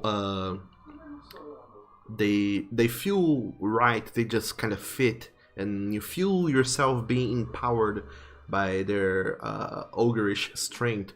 So your strength score increases to a 19 while you are attuned to these items, and on top of that, as soon as you attune to these items, you look at the back of the gauntlets, there's the face of an ogre, and these eyes, they regain their shine, and as soon as they do, you just hear, it hurts! Kill me! So Yeah, try not to use him, Ander. It really hurts him. And I I'm know. going to use my first level spell. It's still hard to navigate a little bit. Protection from good and evil onto the gauntlets to ease Dreg's pain. You cannot use it on the gauntlets because it's not a creature. Yep. We've Oh, been then through I'll this. okay, fine. I'll just use it on Ander since the gauntlets will get the spell by proxy then. Sure. You cast it on Ender, and you feel like the gauntlets don't seem to groan and complain as much, if at all, while you're wearing them. The spell will, however, run out in what, an hour? Protection from evil? 10 minutes. Okay. And for the next 10 minutes, it's not in pain. Oh, okay. That was a wasted effort, but at the very least, I was trying. So yeah, Falcon, we're just kind of making a stop to see what's going to happen here. I really don't know what's going to happen here. Everything is talking. I know, it's weird, right? Just a Sword tad. talks, rat talks, gloves talk. It's been weird for me too. I'm just trying to go with it. Yeah, I Hey, talk don't less worry. than every one of them together. It's true. You are quite antisocial. Yep. Hey, there was this one time with this wizard and all the furniture started talking. So don't worry, it's all right. It's not too traumatizing. Magic is weird. What, like they were singing or something? Yeah, singing, doing a whole musical and everything. Had to take them all out with a fire axe. Was not a good time. Turned out they were cannibalistic. Oh, What? yikes! That's not a good time. Yeah, Wait, the not a good furniture was day. eating each other? No. So carnivorous, then, maybe is a different word for it. Yeah, I guess that's a way forward. I think. I Okay. don't know. The candlestick started eating the clock. I kind of What? lost where I Ugh. was at that point. Wait, so are you a wizard yourself? I've known a lot of wizards. I mean, he's got the staff and cloak. I mean, like, how much more wizard does he need to show that he's actually Stormclimber, a I'm wizard? trying to not judge anyone on face value anymore. Hey, look at you. See, you know what? This is why I like this Dragonborn here. You know what? Not judgmental, not immediately guessing things, not putting me into a stereotype based on the way I'm dressed. Yeah. But you are kind of dressed like a wizard. Not going to lie. I may be slightly dressed as a wizard, yes. Alright, well. Let's just go find ourselves some ogres. They're very roomy, the robes. They looked like it, actually. A little bit better than my chainmail. It's gotten a little snug over the last month. We can get you a pair. I know a good tailor. Oh, do you? So do I. He's standing right there, and I'll point at the tiger. He made Oh, his what? own outfit. Say what? And there's drawing little dots on a piece of paper, like marking the trees on the paper. They're just little dots. And hey, what? He's a cartographer, he is a tailor, and he is a skilled fighter. Oh. Yes. Sometimes. You know. I mean, the one time, yes, you did really good. I mean, look at yourself, man. It's so stylish, so fashionable.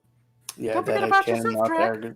Yeah, and made this this little belt thing for me, which is a piece of cloth that goes down to just past the knee, kind of black and red material. All right, well, I'll let you know if I ever get into a fight with another bar drunk and tear my pants open again. Sure, no problem. Just tell me. I'll be I there. appreciate it.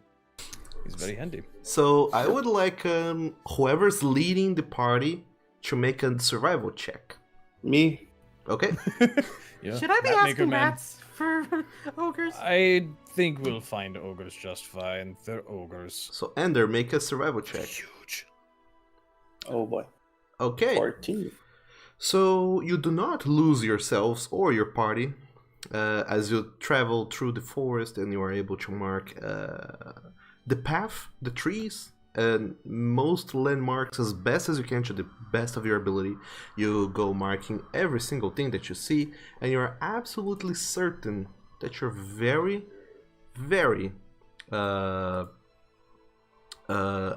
you're absolutely positive of where you are and how far you are away from Derek's shack. You know the precise way back, so you're good in that regard. However, as you're walking through the woods, you do hear a little further on, some hours later, you do hear certain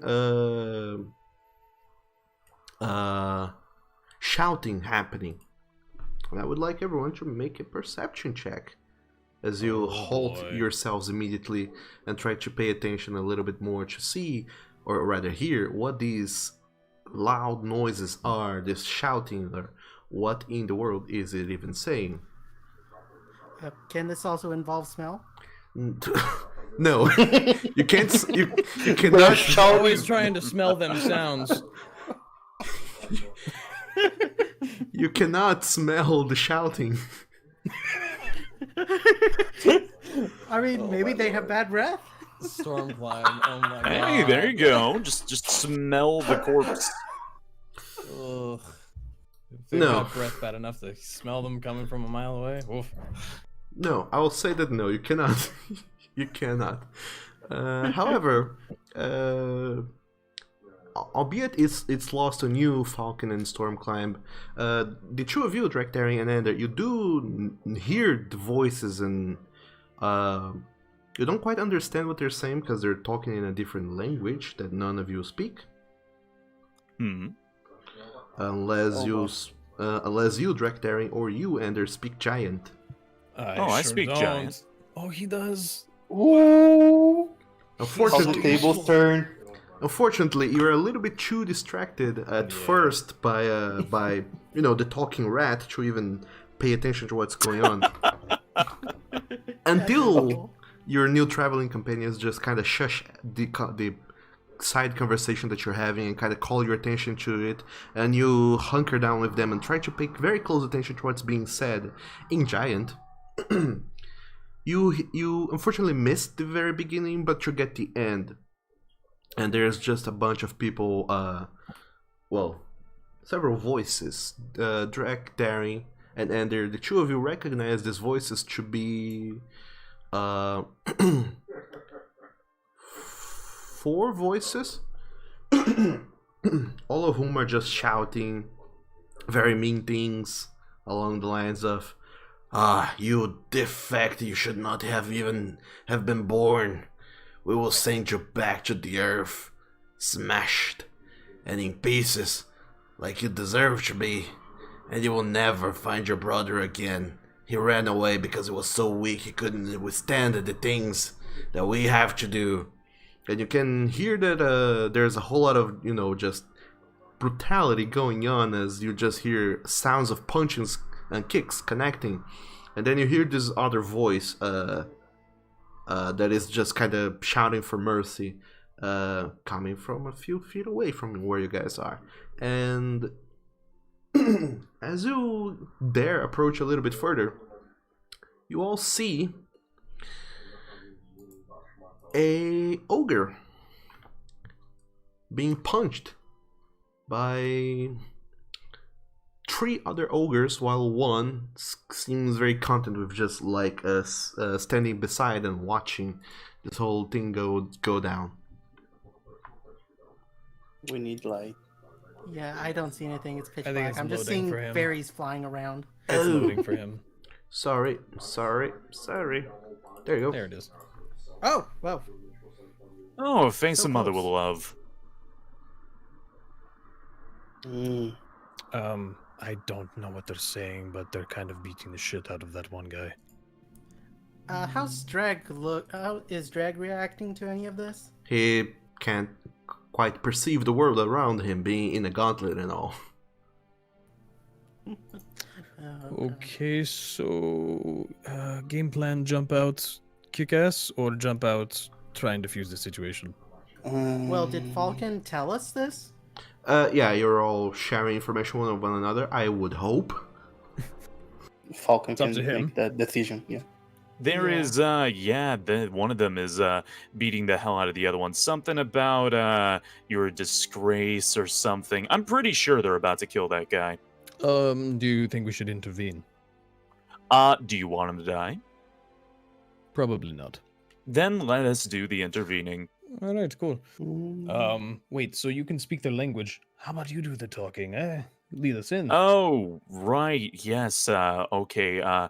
Yes, I'll just go walk. Don't worry, I'll be right right up behind to you, them. axe drawn. You'll look really badass. Well, they can Great. also speak common, you know. How do you know that? I don't trust anything.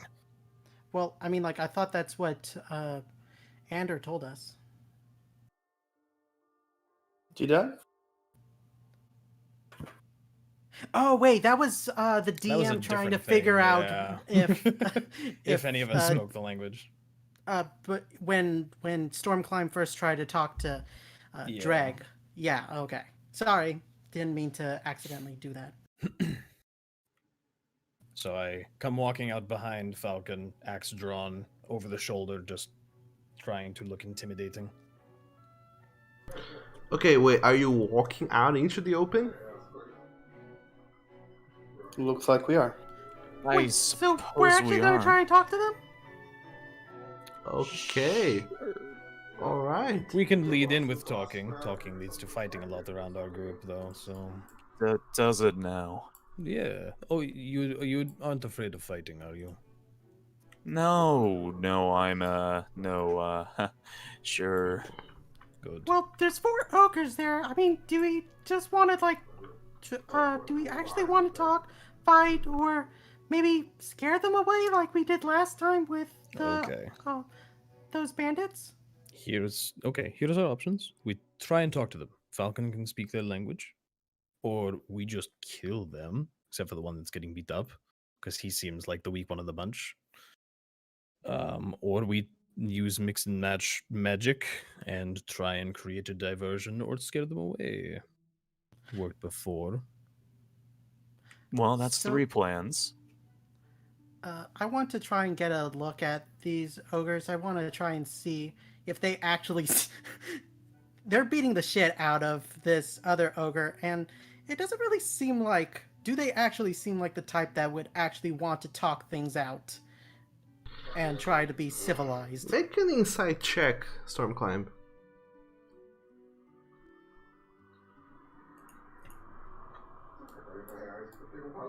As you try and look into the psyche of these Yeah.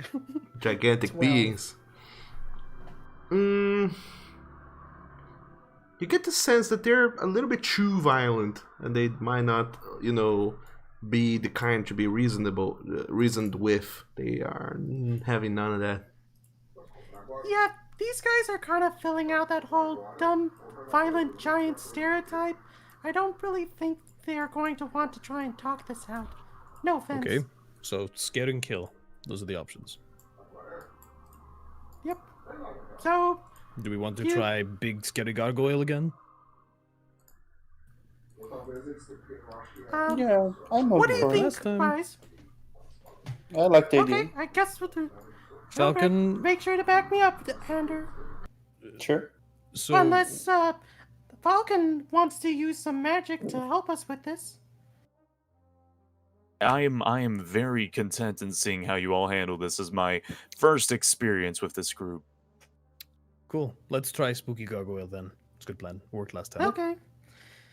Alright, so I'm going to use my first level spell. Where is it? Silent Image. Yep. And I'm using this minor illusion. Mm-hmm. What? Hey, Oh. how do I zoom out? I'm like way too Oh, close to everybody. You have to scroll in and out, so I'm guessing trackpad 2-finger scrolling. Yeah. It's kind of causing Stormclimb to just rotate. Oh, what the? The rat's really excited. He wants to go. Hey there. Yeah. That's you casting magic. That's how it works. He just starts to spin. Yeah. Oh, so this is real magic. Okay, so that's what Falcon looks like. That's cool. There you go. So. Hi, how are you? Yeah. On zooming out, it should just be like the mouse scroll wheel, but you don't have a mouse, so it should just be like I don't know, pinch and drag to zoom out. I don't know. Really am curious how. Foundry I'm works doing on the a tablet. pinch and stuff, but it's just causing Stormclimb to spin. You have. So you said you have a trackpad, right? Yes. So usually most trackpads nowadays are programmed that if you do 2-finger swipe up or down, it scrolls. I don't know if that's the case, but Oh, yeah, that actually works. nailed it. Technology. Look at you. There you go. So, Stormclimb, you're casting Silent Image, right? Presumably Right. the same image as before. Okay. Where? Yeah, Did you save that but we token? gotta just figure out where. To the left. So in the chat in the chat when you cast Silent Image, there's a button called Place Measure Template. You can click on that, and you have a template that you can place around in the map, whatever. Oh, Magic's so right, cool yeah, in but Foundry. well, for one thing, it's kind of hard to do that with a trackpad, and another is that I wanted this to be a group effort on to where we were going to place mean- this illusion at. Sure. Somewhere that's gonna scare them off. I mean, I imagine that it's between you guys and them. Yep. Probably somewhere like there. What's the range on that? Okay, 60 about feet. Oh, 30 yeah, feet. okay. 60 feet. It's good. 5, 10. I can only cast 30 feet. You can only make sounds 30 feet. So you could put it Well, you right can- there. And you can adjust the volume too, so... Yeah, that's. So like over here, I'd imagine. Hey, wait, Yes. which one of you is going to be doing the whole trying to scare thing? Everyone. Everyone, So- pretty much. Oh, Doug, do you remember that description that you gave of that gargoyle? Sure. I can do it Or if you one want. of the two.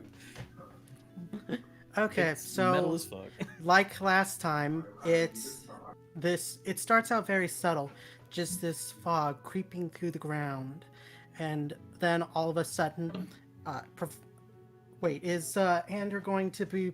Yeah, Ander's providing sound effects, so I guess Yeah. with his help, he's doing a thud, thud, thud, and it's very loud, enough to grab attention from the ogres to stop what they're doing and turn around. And when they turn around, they see this gargoyle, but it's not like the usual gargoyles any person might have seen in the mortal realm. No, this one is very twisted, like it just came out of Silent Hill. It's this gargoyle that's up to the max of 15 feet tall. Yeah, 15 feet tall, and it's got this. How do I put this? It's got lightning streaming out of its eyes, just sparkling, and it's like zzz, zzz. And then all of a sudden, you can see this gargoyle that has these wings, but they're naked. There's no skin on them. It's just flesh and bone and blood dripping off of it. But that's not only the horrifying you see on this gargoyle. There's this corpse. You can't tell what kind of creature it is. It's just got a humanoid shape, and it's hung on a noose that's tied around the gargoyle's neck. And the moment that the gargoyle opens his mouth, more of that disgusting fog comes out of his mouth, just this ugly black fog.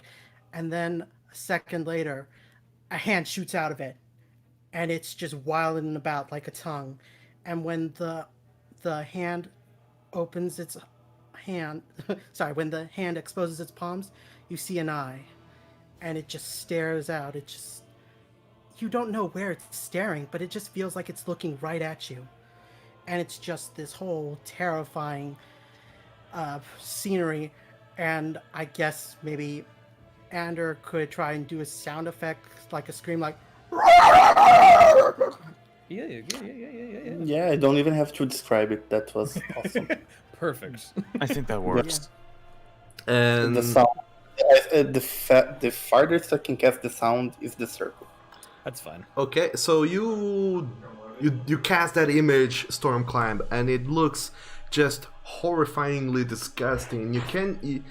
It makes you even wonder what kind of disturbed dreams and visions this person has endured in their life to be able to conjure up such a horrible, disgusting thing. And yet, it's right there. It's been conjured out of Stormclimb's mind into the field and made even more real with Ender's ventriloquism of sorts. What? Your minor illusion cantrip just sounds ethereal and surreal, just emanate from the creature, and it's enough to shake anyone's resolve to be in battle. But these are not normal humanoids. These are ogres, and ogres are all reckless. So, Yeah, that sounds about right. Stormclimb, I would like you to go ahead and make a intimidation check.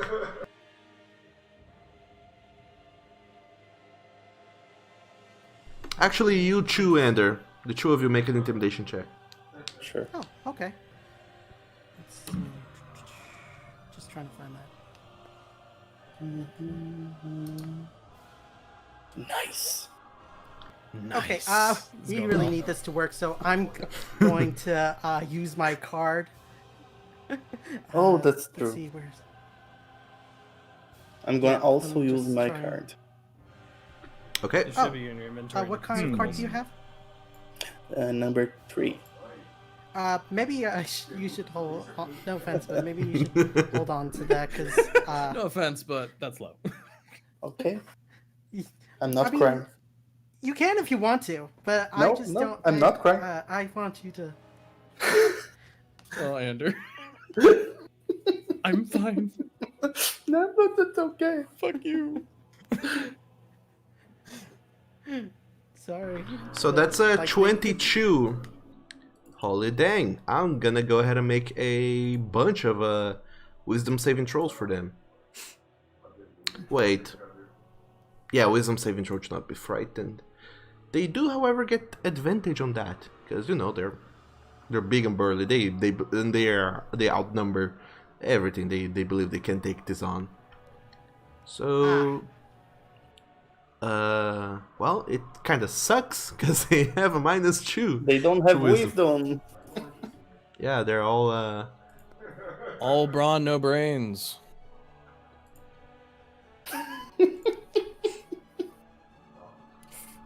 Well then. Yes.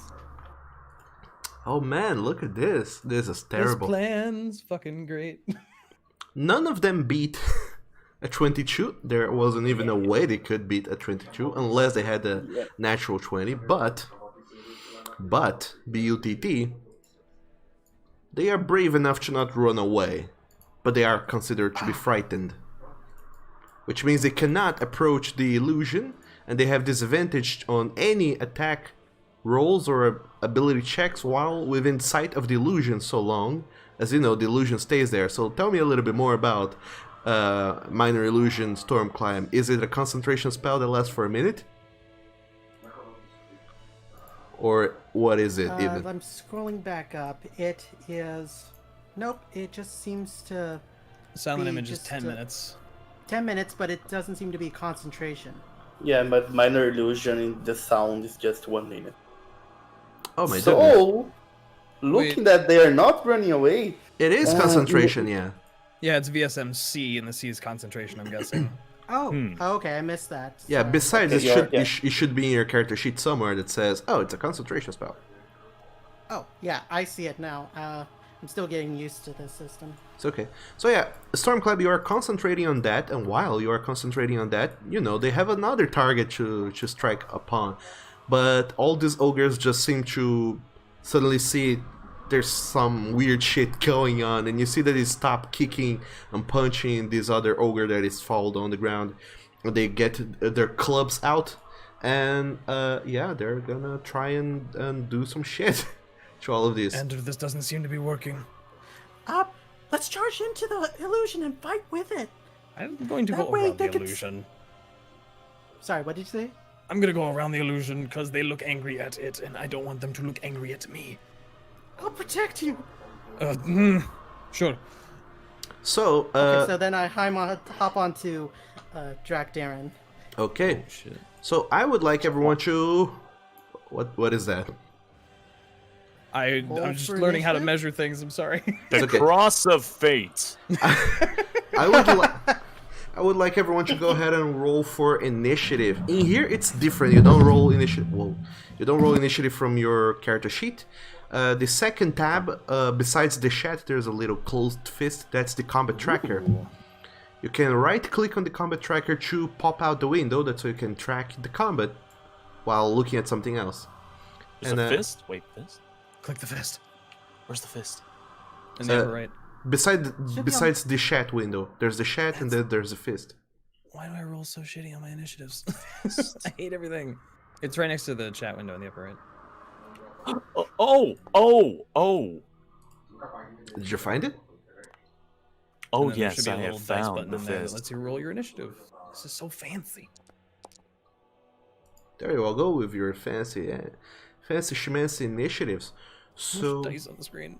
so many dice. So yeah, it's battle time, and what do you know? Ender, you're up first. why do I always go first on battles that I'm you're not the best fast. character for it? You're fast. Ah! Monk skills. Yeah, you have the delicious dexterity. It's gonna help you with things. So what do, Like if you want, you can delay your turn. 7 feet away. They're so far away. Ender, if you would like, you can delay your turn. Until they're closer. It's not that you could just move around and then wait. You can do two There- things. You can delay your There are no turn. trees, right? Uh, No, you, there are no trees here. you can do two things. You can delay your turn, which means that your initiative becomes lower permanently for the rest of the combat, or you can ready an action, such as, you know, throwing a dart or whatever. And then whenever the trigger for that action to be released happens, you use your reaction to unleash that readied action.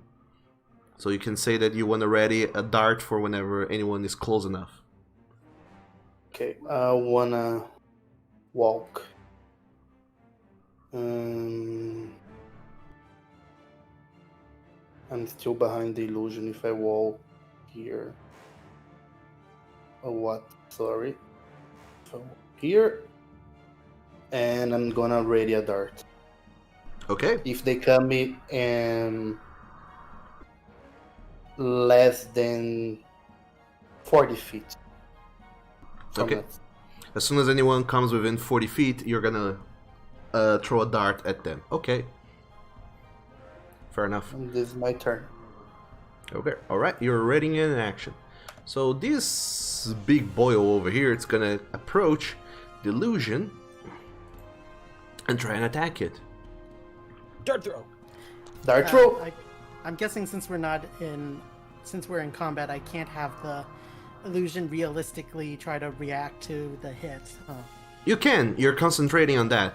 Concentration means that you're keeping up the illusion and trying to make it react to the fight as visibly as you can. So yeah, Okay. it's a 16 to hit the thing for the ogre. So Ender, you're unleashing a dart, right? Yep. All right. If it's beyond your normal range, you have disadvantage on the attack. The dart range is Should say weapon. 26. Yeah. Yeah, it's anything beyond 20, you have disadvantage up to 60 feet. Okay. How do I throw a dart with disadvantage? You hold down Control as you click the attack button on the dart. Just click the image. 12 hits. 12 hits? It does. They're big. Wow. Low AC. Pretty big, to be fair. Man, damn. Whoa, why am I going? Whoa. You're gone. Oh Hi, no, Falcon? Falcon ran away. Whoa, what? He ran. Falcon Falcon's did say gone. he was just going to Oh, there watch he what is. happens. Wait, can you WASD in this? Wait. You what? can. You can. What? This is the weirdest new thing I've ever experienced. So, That's so cool. Ender, you unleash that dart, and the ogre is pretty goddamn confused about why didn't that connect. So Yeah, and I guess it looks like he's shooting out, like, my illusion is going to try and work with this attack and try to make it look like it shoots out. I don't know. It looks like it's going to, like, cough out that dart, I guess. Sure, it's gonna try and make an investigation check at disadvantage. It does not know that it's an illusion Nice. Why is Storm climb upside down? because Oh, you sorry, rotated. I've been out. trying to fix him. You've made it worse. So next up is Storm Climb. You're still riding Drakdarian. What do you do? Okay, so I am going to use my bonus action. Oops. Trying to find my character sheet. So I'm going to use my bonus action to use my Channel Divinity for Legendary Strike, so that I can crit on a 19. And then I'm going to quickly put my earmuffs on, as well as putting some onto Drac. And then I'm going to aim my rat gun, and fire. I don't think I'm Rat gonna have gun. earmuffs. That seems like more than. Oh god, this is gonna hurt. So you're rat gunny. Is that what you're doing? Yep, rat gun. Oh god. Oh boy. Rat gun. Oh my god. So, yep, It's rat 23. It's rat gun time. I imagine you're targeting this ogre closest, right? Yes, that's correct. Mm-hmm. Okay. So yeah, Falcon, you just see the tiny rat, Stormclamp, just run out of well, he's kind of riding on Draktarin's shoulder. He just seems to put a little, very tiny earmuffs around his head, and Draktarin does the same, and then he kind of just hunkers down and grabs onto Draktarin's shoulder plates. And that's the first time when you truly notice that this weird apparatus he's had on his back is a miniature version of a cannon, and as he hunkers down and sort of aims his head towards the ogre, he seems to pull some sort of mechanism within his chest harness, and you just see this miniature cannon on his back just shoot around towards the ogre that hits. Is a very loud, deafening even. Just kind of stares in both confusion and disgust at the same time. Just unable to utter anything. More confused by the situation than any. And getting deafened again. So And deafened again. yeah. Are you doing anything else, Stormclimb? I think that's pretty much it. I'm just going to fire off my gun and try to make my illusion work with it by, I guess, it's... Okay, so it's the gargoyle is going to look like it's yelling the moment the gunshot happens, and the finger in the arm that's in its mouth straightens out and looks like it's pointing at the ogre, and so then the bullet flies out of that finger and strikes the ogre. Sure. So, yeah, that you do that Stormclimb, and it looks kind of very slick. But next up is you, Falcon. You're just kind of is a little bit deafened and dazzled by this very loud gunshot, that this explosion that happened so very close to you, and then you look at this mess happening further down the road. So what do you do? Slowly walks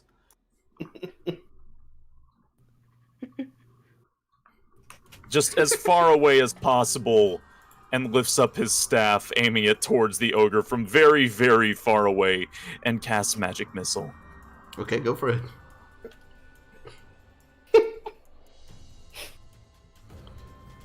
You might need to click... Yeah, there you go. So just roll the damage on that. Ooh, okay. 12 points of damage. Wow, that's quite good. Oh, by the way, I know magic. Don't Good you to know. Yeah. Totally Very wasn't a handy. wizard. I knew it. Okay. Wait, is it actually 12? I thought it includes some extra numbers from that 1d4 plus 1 thing. Yeah, the it's plus one is wrong. It's 1d4 times 3 plus 3. Yeah, Oh. but he shot plus 0. There's something wrong with the... Oh, Well, yeah, there's something wrong with the formula that is showing, but the math is right. Because he rolled a 3 on that d4, so that's Oh, that's right. That's 9 plus 3. Somehow something about 3 darts. it's it's wrong, but it works somehow. So yeah, you just see Falcon just point his staff, and then 3 balls of energy just congeal at the very top, and they whiz past all of you, kind of darting to the sides, and then coming towards the creature, almost like homing missiles, and all 3 of them blast against this ogre. Or they fly through the illusion, whichever feels cooler at this point. I think the illusion seems a little bit cooler at this point. Yeah, the what the hell is it called again? Gargoyle? The gargoyle, it just flaps open its wings, and you can see that from underneath its arms there seems to be 3 tentacles even that just kind of seems to appear, tentacles with mouth and very sharp teeth at the end, and they just kind of slash at the creature, coming in at incredible speed and taking a bite out of it, and then pulling back and slurping its way back into underneath the creature's wings, just to hit the creature in time with the magic missiles to create the coolest, grossest effect. Disgusting, I like it. And I believe that's your turn, right, Falcon? That would indeed be the end of my turn. If any of you die, I am leaving. Alright. Next up Honestly, is fair. the other ogre, it's going to go ahead and move over here and try and attack the demon. It misses. Well, I mean, it rolls a 9 to hit. And then it thinks for a moment if why that is. But it can't quite tell. Now it's the other. Nat 20 is a 17? Well, they've got -3 on intelligence. I'm guessing. Yeah. Yeah, but it's just kind of surprising to see that it's that much, you know? I mean, yeah, a natural 20 would still do it regardless. Natural 20s are always a success. Yeah, but Oh, they're yeah, it's just the number that surprises me. Yeah. but they have a disadvantage. They have to roll natural 20s twice. Oh. Ouch. The guy beaten up actually is taking part in the fight? I thought he would have. No, just this is the done guy the being guy, knocked. the guy on the floor is the one being beaten. The dude with the sweet ass mutton chops. Yep. He's our target. Yeah, this guy also. Oh, okay. It's not easy to really tell who's who. I know, sorry. And yeah, he makes an attack and he's none the wiser towards the illusion. Which brings us to Drakdaring. Yeah, I'm. Hope you don't mind, Stormclimb. We're going to get a little up close and personal. That's what I'm here for. I'm your shield. I'm going to walk my way all the way up here, Make my way down. bringing Stormclimb with me. And then yeah, I'm Or going to not, go you for... can moving. Whoa! We're not Sorry, doing rat it's, throw yet. hard to do this. No, I try to move, then if the two of us try to move at the same time, it does that. Double distance. And then I'm going to take some big old swings with my big old axe. Go for it.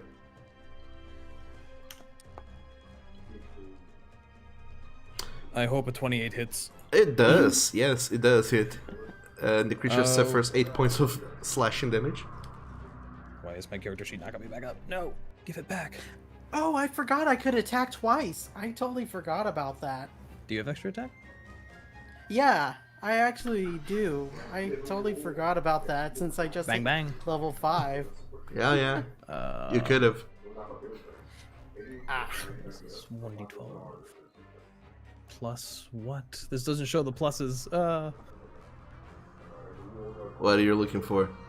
That's 1d12. I'm just trying to not forget that I have freaking great weapon fighting. Was that a 2 that I just rolled on the damage? It was, yes. I believe great weapon fighting lets me re-roll those, but let me re. Yeah, when I roll a 1 or a 2. Okay, roll just the damage again. Just That's a this D12. one. D12 plus, what is it, 6? Yeah, so instead, solid 15 damage. Oh my, holy dang. And that's just one attack, so how about another one? Go for it. You son of a bitch. You miss. You try to Yeah, spin, they but sure then do. the creature, the ogre, he sees you coming and then he just kind of blocks your axe, holding the head of the axe with one of his meaty big hands, and then he just pushes you back and you almost lose your balance as he just looks at you and says, "Pony dragon, gonna become mash." It seems like you've got his attention. Good. Let's fight. And which brings us to the last ogre, who is going to also approach. Can they move 40? No, they What? cannot move. 45 feet? They, I can't move 45 feet. they cannot move 45 feet. They can move 40 only. So they can only come up to here. And then it's going to go ahead and attack the creature with a javelin. Because they can lob those things from a distance.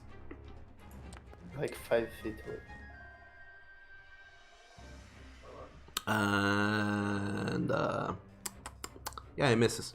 It tries to strike at the creature. It just lobs the javelin at it, and it goes through the creature, obviously. And then it flies right very close to you, Drakdaring. You just see a javelin kind of coming out of nowhere and almost hits you. Holy shit. By the way, I completely forgot that they should not be able to move closer because they're frightened. But heck it. It would make it would make the combat harder for you guys to have to go to them instead. So I have to walk all the way over there. yeah, so I think it's okay this way. So that's the last round. Next up is you, Ender.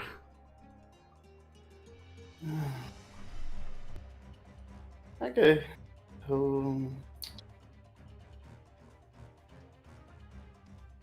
The only one paying attention is the one next to Drac, right?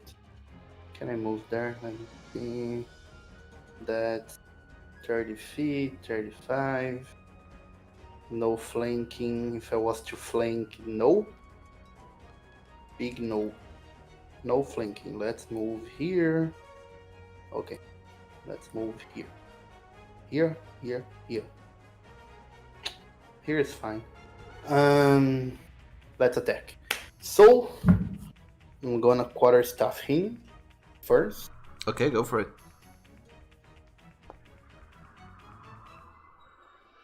14 against that one just hits.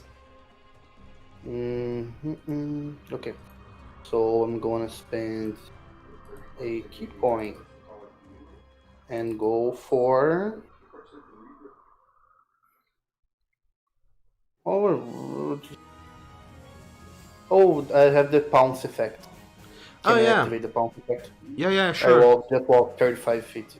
Sure. The creature needs to make a strength saving throw? Yeah, you just click the button, I guess. Oh, there you go. Sorry. Straight through.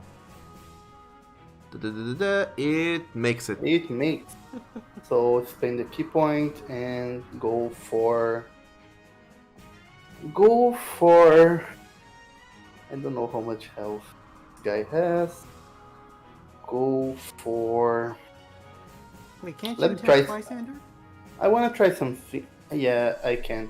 Okay. I'm gonna go for stunning strike. Actually, Okay. There you go. You need to make an attack and hit it with its first. You're right. I made an attack with the quarterstaff. But you didn't. Oh, yeah, you did true, it. true. Yeah. Yeah, I don't remember if it has to be a flurry of blows, like unarmed strike, but sure. When you hit It's just another a melee creature weapon with a attack. melee weapon attack, yeah. Okay, then it makes it. Wow. Okay, so second attack. Go for it.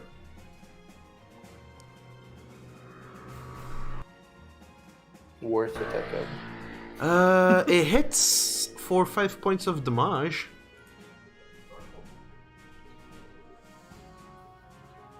Are you able to spend another key point, or is that only per? Sure, you still have your bonus action. You can flurry blows and do 2 more attacks if you'd like. Wait, the Oh, stunning I meant strike is not another a bonus stunning action? strike. No, the stunning strike Oh, is it's just... not a bonus action. Stunning strike's just a thing that happens that you Okay, can do when you hit. so... Where's Flare of Blows? I Yeah. forgot to That- bookmark it. That's why monks are so OP, because they can't just do stuff. They can just keep attacking, and it doesn't So spend here you actions go, for Flare half of their Blows. shit. I'm just clicking so they spend the key points automatically, okay? Okay. So 2 monk strikes. Both hit. Wow. Yeah. Nice. So that's Pop, pop. 18 points of damage, and on top of that, on either one of those attacks, if you would like, you can spend another key point for it to make another, or 2 more con saves on another stunning strike, if you would You're like. gonna leave me without any key points if I do that. I wanna save some. Yeah, that's the thing about the monk. You need to know when to save key points. Play conservative. Play conservative.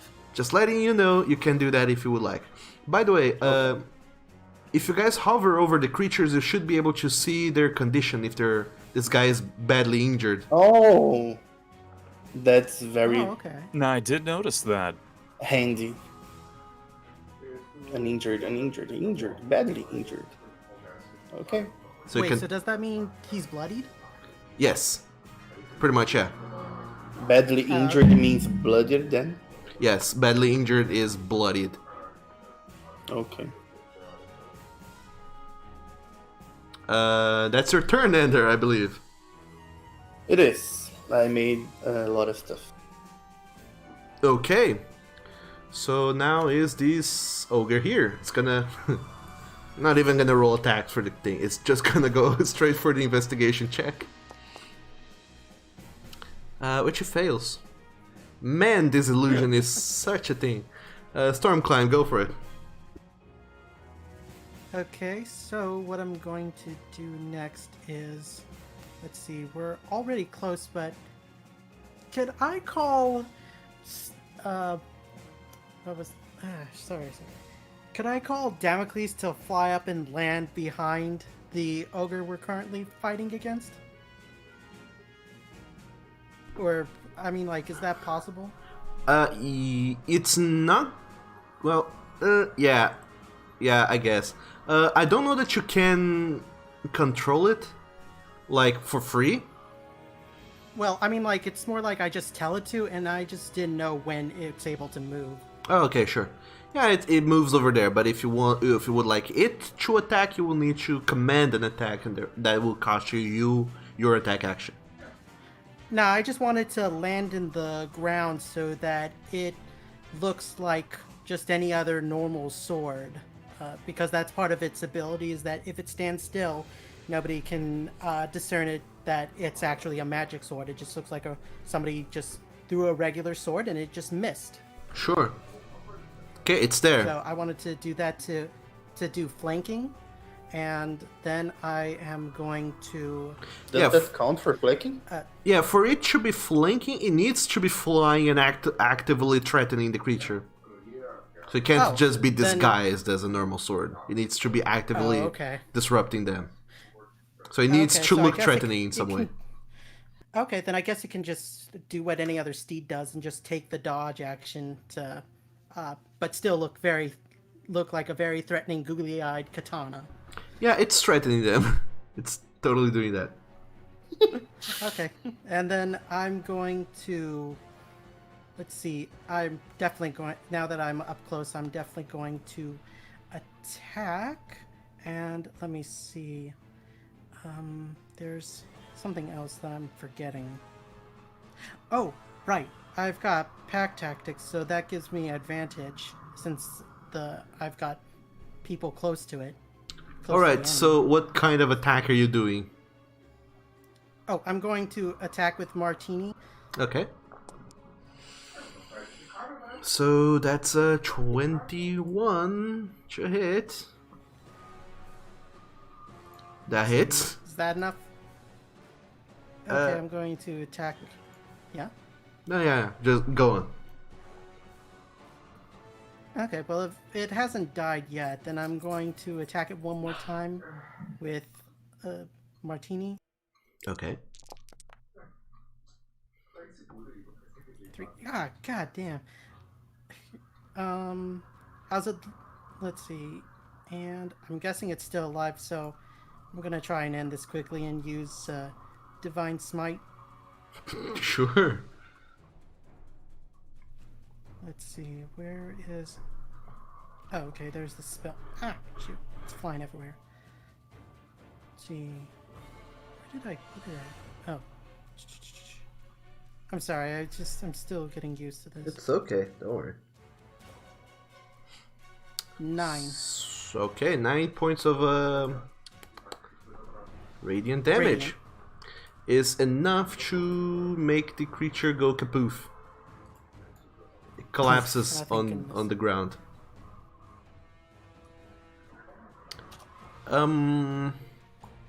Make a deception check also, Stormclimb. Ooh, okay. Let's see. Deception. Oh no. 8. Alright. The creatures notice that they seem to notice their leader going down, and that the creature that they're fighting didn't seem to have much to do with it, and then they turn around and they seem to notice you. Or rather, notice your whole group. Hello. Well, let's see. I'm guessing that ends the fright effect on them? No. Not quite. Huh. They're They're now frightened and confused. yeah, they're just like hacking confused. But yeah, that's it for now. Just saying. They hid themselves in the confusion. Falcon. Not even one day knowing everybody, and I've got to get my hands dirty. Let's see. Here's a bit of change of pace from my last turn. I'm going to cast Magic Missile. Okay. Whoa! I'm going to cast it on that boy. the injured ogre over there. Sure. But this time I'm going to use it on a 3rd level. Oh my. 5 magic missiles. Go for hacking it. Roll the damage. Going for magic. Oh no. So that's Wait, hold on. Chronal Shift. What? Oh, you're that kind of. I'm so excited. I'm I'm so happy to have a wizard at the party. I'm going to use Chrono Shift on myself and reroll. the damage? Yeah. Okay. I didn't know that ability could affect damage, but sure, go for it. Attack, ability check, or saving throw. Actually, I don't know if that's damage. It just says attack, ability check, or saving throw. Yeah, Magic Missile doesn't need to roll attack. Yeah, it doesn't apply to damage. Only D20 rolls. Okay, then I'll just deal and move within this distance. Oh, I have the ruler equipped. Ruler, be gone! Tiny thing, go away. I Yeah. move in this general direction and sulk upon my failed efforts. So yeah, you just release 5 more bolts of arcane energy that just wheezes outside of your the tip of your staff and just fly in every direction, whizzing past this marshlands and hitting this one ogre in 5 different spots, dealing 2 damage each. I'm giving him little painful belly tickles. That's what I'm doing. There you go. But it's enough to do a significant amount of damage to it. I mean, every damage is significant, so there you go. So, are you doing anything else, or is that your turn? I just moved a little bit to the left, and I'm just going to kind of sit there and lean on my staff far off into the distance. Okay. Looking off into the distance as this ogre here is going to try and go ahead and move around. Oh, sorry. Move around. Oh, darn, they were perfectly lined up. Oh boy. Oh, they still are. To over here, and it's gonna look at you and go, "Kitty, go smash!" And is trying to make a great club attack against you. And yeah, I would say that they're no longer frightened of the thing. Theoretically, they should get a chance to re-roll their frightened condition at the end of their Are turns. they afraid of cats? Maybe. No, you're extremely small compared to them. I don't know. But you're How alright. tall are these guys? Oh my god. You're alright because it misses. So that's that creature's turn, because they only have D1 attack. Next up is you, Drakdaring. Boy, it's cool to have more than one attack, isn't it? You tell me. I'm going to saunter my way Perfectly lined around, up. around Ender here, and kind of line them up a little bit, maybe for something later. And then I'm just going to attack. Smack a smack.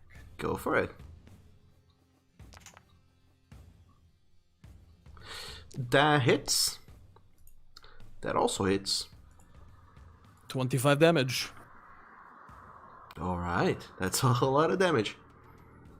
That's a lot of damage. And that's my turn. Okay, next up is this other ogre boy. It's trying to bum rush the creature.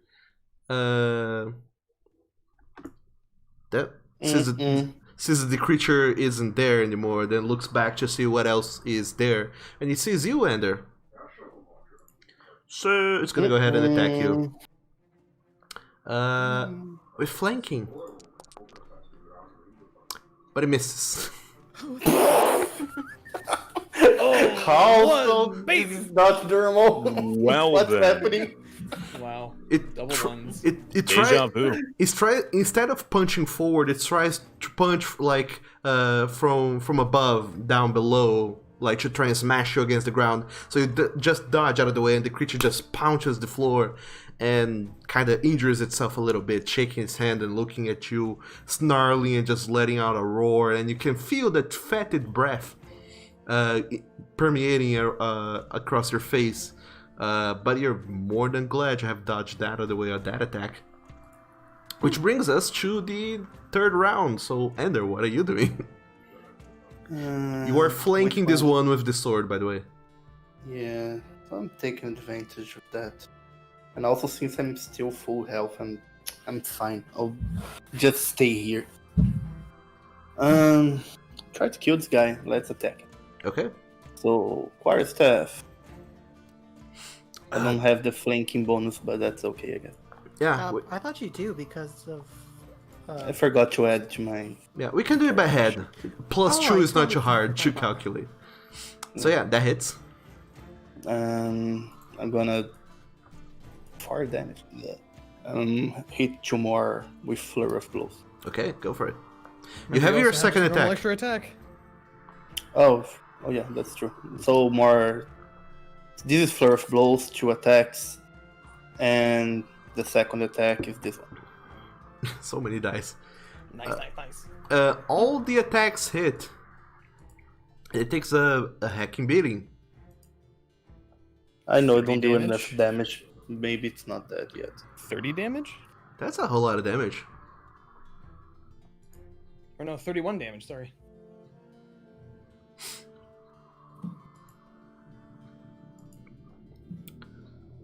And that's it. Okay, that's it for your turn. By the way, I'm gonna go ahead and say that you did kill the creature because you have attuned to the Gauntlets of Ogre Power, so your damage Oh, I forgot. modifier is much higher Well, now. I mean, Oh, I mean, wow. like Stormclimb did ask you not to use the gauntlets. I don't think I Ender forgot. I forgot. I thought you were I just don't- doing that. And also, I thought Drac was going to use that Javelin of Lightning since they were all lined up so perfectly. I'd have to be able to throw past someone at an enemy. I can't just throw it through people. Yeah. Oh, okay. So next up is the other ogre. It's going to move forward towards you. Well, actually here. And then it's gonna attack you, Ender. Hello, guys. Because you're such a delicious target and you need to take damage, god damn you. How come you're not dead in this fight? You die every single fight. It misses you with Oh a my god. misses with a 13. Oh, you would have really ate some dirt with that attack if Yes. it hit. Yes. And that's the creature's turn. Next up is you, Stormclimb. What do you do? Okay, so I'm gonna first cancel out the illusion because nobody's scared of it anymore, so I dismiss it. Does that take an action? No, you just stop concentrating. Okay, and then I'll hop off of Drac and jump over to Ander, Sure. since he's the one that's now the focus of the attack, and then I am going to attack the. I'm going to attack the ogre that we're flanking right now, All right, go for it. and let me just try it out. Where do I? Oh, right, I have it hotkeyed. Okay, that's What? What? Oh. Fuck it. I'm going to use a divine smite. Oh, you sneaky boy. Go for it. Let's see. I hate this. I'm so used.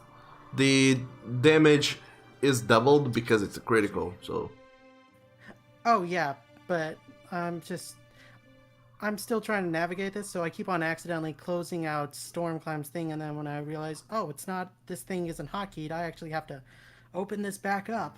Sure So, thing. Let me. Okay, roll that again. Annoying the moish. Nice. So it suffers a total of 5 plus 9 plus 6. That's enough damage to leave it alive. Yeah. With a little bit of health. For nothing. That's your first attack, Stormclimb. Oh, right! I thought I already used up 2. Okay, 1 second. I attack again. Alright, that hits. For 4 points of piercing damage. Yeah. You're Oh, rolling right, I awfully guess- low on these d8s, huh? Well, I always kind of roll low whenever I attack with my rapier for some reason. I think it's just because I don't have high stats like Drac and Ander do. So I'm not a monster. I'm not a monster like them. I'm not a super monster. balanced. Okay. So, yeah, that's attack, and doing anything else? I don't think there's anything I could Bonus do. action? Well, that's the thing, is that usually for my bonus action, it's just using Channel Divinity. Alright, so that's the end of your turn. I'm What can calling I do it now. for a bonus action then? I'm calling it the end of your turn to keep this thing going. So, Falcon. Yes, hi, hello. I'm gonna run 30 feet this way. Sure. Inching towards combat. Inching? Inching, yes. Footing. Yes, footing towards general western direction, and I'm going to cast Pulse Wave in front of me to the ogre. Alright, tell me about Pulse Wave. Pulse Wave. You create intense pressure and unleash in a 30-foot cone and decide where the pressure pulls or pushes objects and creatures. Each creature in that cone must make a Constitution saving throw. The creature will then take 66 force damage on a fail save or half as much damage on a successful one. They are then pushed or pulled 15 feet away or towards me, depending on the choice I made for the spell. Okay. If they pass the 15 Constitution, they don't take it. Cool. The damage. So, yeah, cast your spell. Go ahead and do it. Alright, It's about is to there be way a for me lot to of throw friendly that in fire. chat? Yeah, click the name of the spell in your spell book, and then you will see a button in the bottom that says default sheet roll. Huh, and I thought I did that right. Alright, There you go. so... So now place the measure template, that's so we can see where that is. Oh god, it rotates. Is that like... There you go. There you go. Okay. Oh, nice. Alright, it's taking only that one ogre. If you placed yourself a little bit better, you could have gotten the both of them, I imagine. I can't move a little bit more than that. Oh, fair enough then. So yeah, it's gonna make a saving throw. Which it fails, look at that. Hey!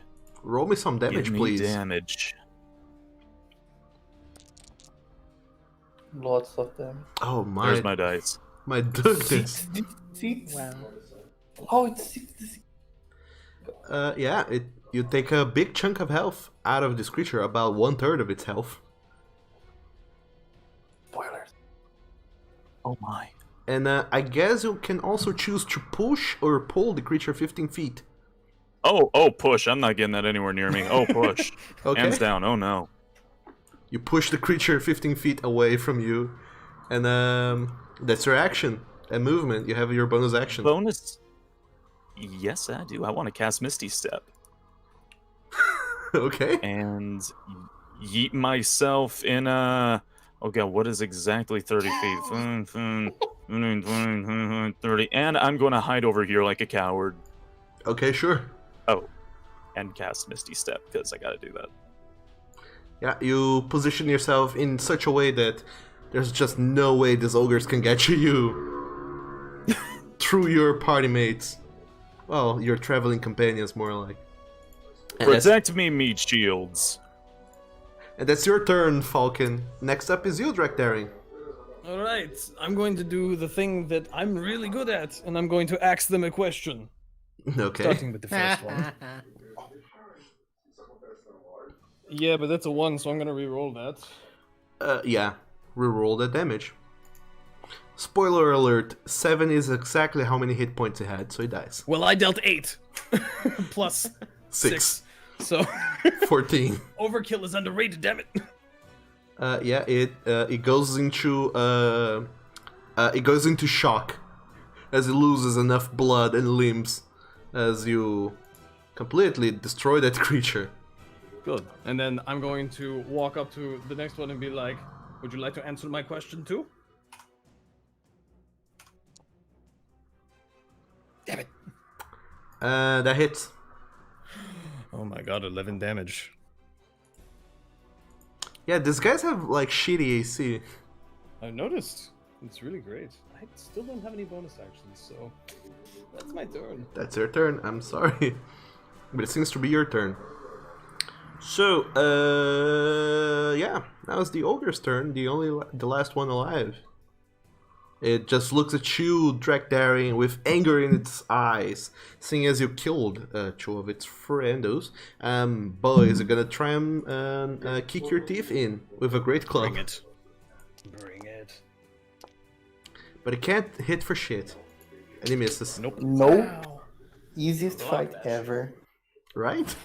Don't say those words in front of a DM. And We gotta be lucky sometime. We're gonna meet a dragon out in these woods now. Ender, what are you doing, Ender?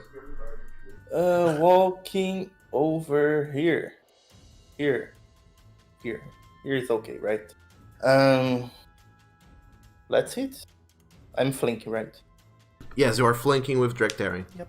Okay, so let's start quarterstaff. Yay!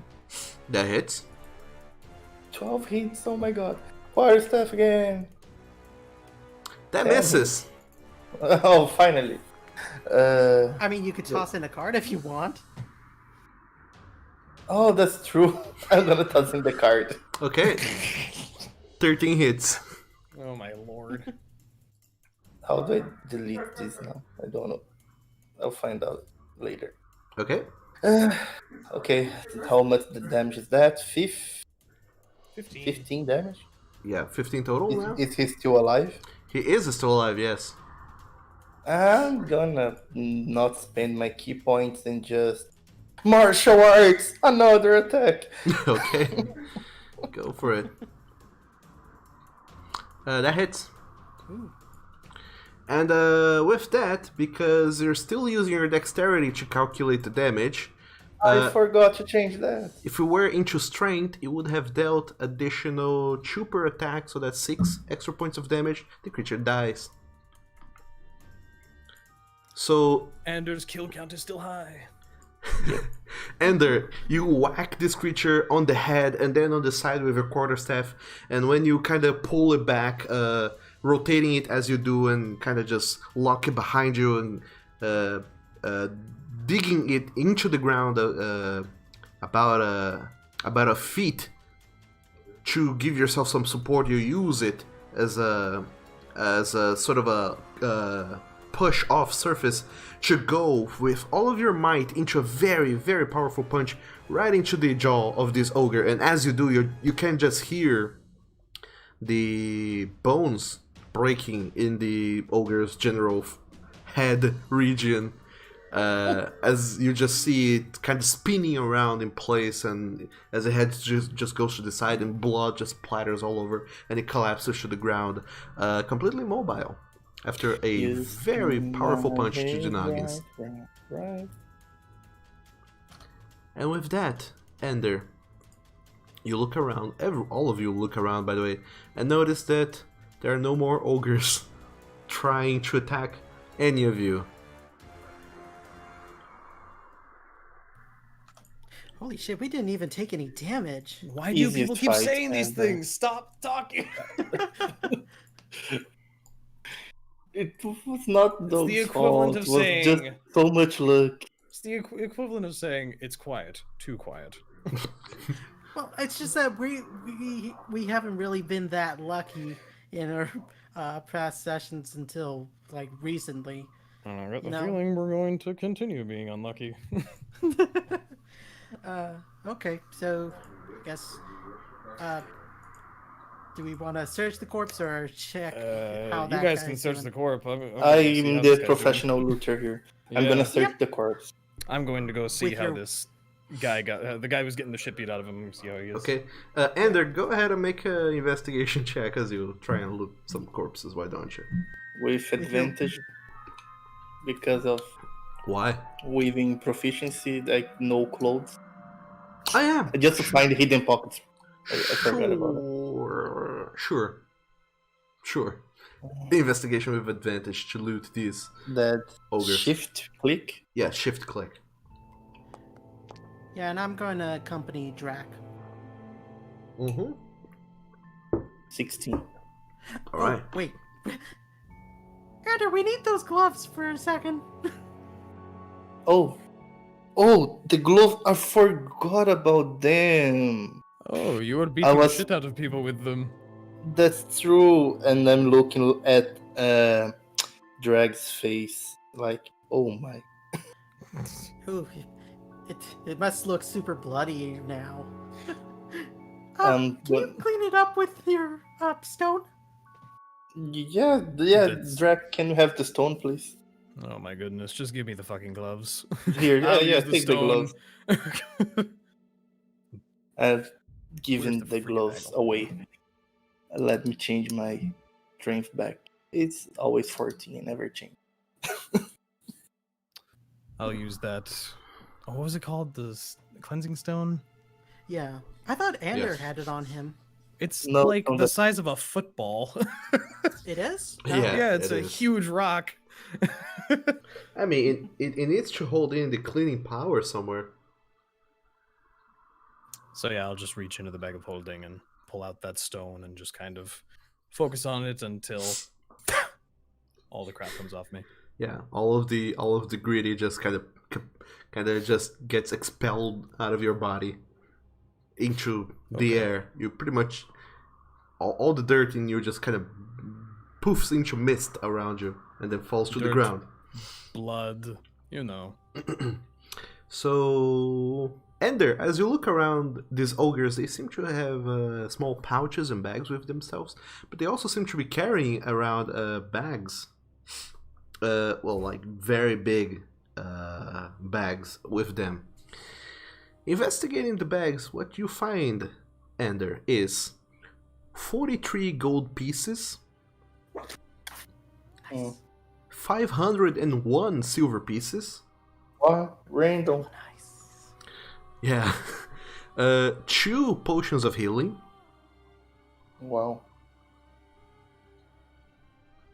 We find a collection of skulls. How much the collection? It's like one collection. Yeah, like 1 collection of skulls. I'm gonna say it's like 4 skulls of assorted humanoids. And which size? About medium size, about like your size or Drakdarian's size. You imagine like normal humanoids you would see in the street. These guys are giants after all. Are being ogres / giants. You get the gist. There is also a whole lot of moldy biscuits. I'm gonna write here whole lot. A whole lot of moldy biscuits, and on one of the bags you also find the bag is somewhat bloodied, and you find in it an unconscious dwarf. What the hell? Okay, guys, you gotta see this like right now. Yeah. 1 moment. I gotta check on this guy. I don't think we can sell that. Oh no, a storm climb's going into. Can I grab it? Like in I gold? said I don't think we can sell that. Oh, right. Did we ever roll for that item we found when we killed that demon? You did not. You can go Did we ahead find an and... item? Yeah, when you killed the demon, you found another one of those Cypheriums. Oh yeah, the cube things. Yeah, they're not all cubes. So, Well, item. so whichever one of you, go ahead and roll a d20. Not I me. can. Not you. I'll do it. Yeah, because you've got a card, Drac, that you haven't used. How much is that? 15? Mm-hmm. You find a jagged shard of blue crystal on a leather cord. Ooh, fashionable. That's gonna absorb all your bad vibes. I'm going to so wear that shit. Write down in your character sheet in your inventory somewhere that you have well, by now you know what these are. Write down that you have that. It's a N15. N15.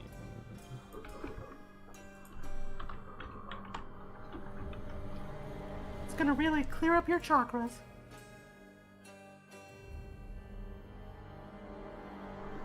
Okay. It's all about that key, you know, channeling it and such.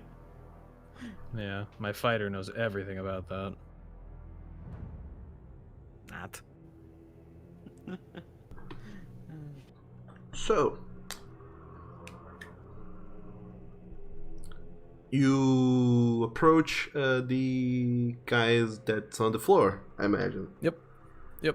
And just try to see if he's even conscious.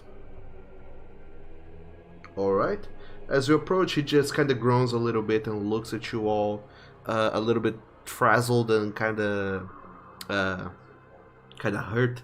It just looks up weakly like, who are you?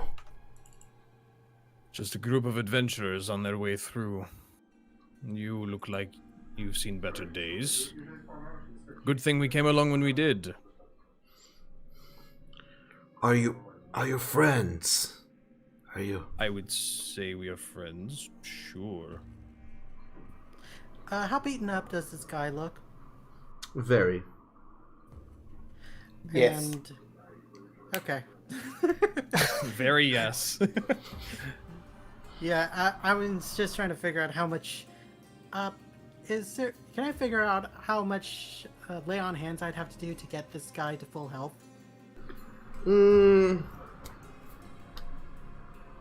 Make a medicine check. Why don't you? Am I... Let's see, I don't think I can use Herbalism Kit for this, right? No. Make a medicine check. Don't try and haggle. I'm not! This Telling is a ya. legit situation where, like, Herbalism Kit is used for medical stuff. But no. Well, it's 19. You get the sense that he's, about half health. Is, well, something along like 3 potent charges of your lay on hands ought to be able to do something. Okay, so, essentially... 15 hit points. Okay, so... Oh, it needs 15 hit points? Okay, sorry, I thought you were saying, like, even with 25, it wouldn't be enough. No, Okay, three so three I'll- potent charges, as in like every charge that you get per level is like 5 hit points. Oh, okay, I see what you mean now. Yeah, so I heal him for 15. Okay, you heal him up for 15 hit points, and he seems to look at you all with a little bit a look of appreciation in his eyes. Now he's like, "Who are you? Why are you helping me?" We're the Let's just say we're mismatched concerned Mavericks. citizens. Yeah, mismatched Yeah, Mavericks. what he said. You wouldn't. Yeah. You probably don't know us. Don't worry about it too much. It's just a group name. Anyways, yeah, we were just coming through here to find some ogres to talk to, because there's this guy named Drag, and he wanted to come home. Do you happen to know him?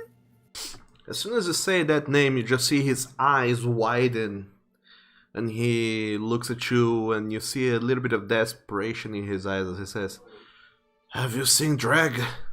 Where is him?" Well, that's the hard thing. He's here, but some other people did some terrible things to him, and he's been turned into this. And Drag, you want to do that? Yeah. He's kind of a pair of gloves. Come on, have some more tact. I mean, What? hold it out for him. Come on. I am. I'm just holding it. Look, it's a pair of fucking gloves. Sorry, adrenaline kind of turns me into an asshole. The ogre looks at you, at the gloves that you're offering him, and there seems to be a bit of recognition on his eyes as he approaches his very meaty hand onto yours, Drac, to put his fingers on top of the gauntlets and kind of traces with his fingertips, very rough-looking nails, tracing the face on the back of the gauntlets, the ogre face in the back, and he just kind of seems to whisper to himself, "Little brother, what have they done to you?" And he quickly just snatches the gauntlets away from you guys, just kind of cuddles it close to his chest and just kind of keeps looking at it, somewhat confused about what to make of it. We don't know how to help him. This is something that's been happening to a couple of people. And when we find out how to help these people to free them from these horrible transformations, we'll let you know. But for right now, all we could do is just bring him home. I'm sorry. I wish we could do better.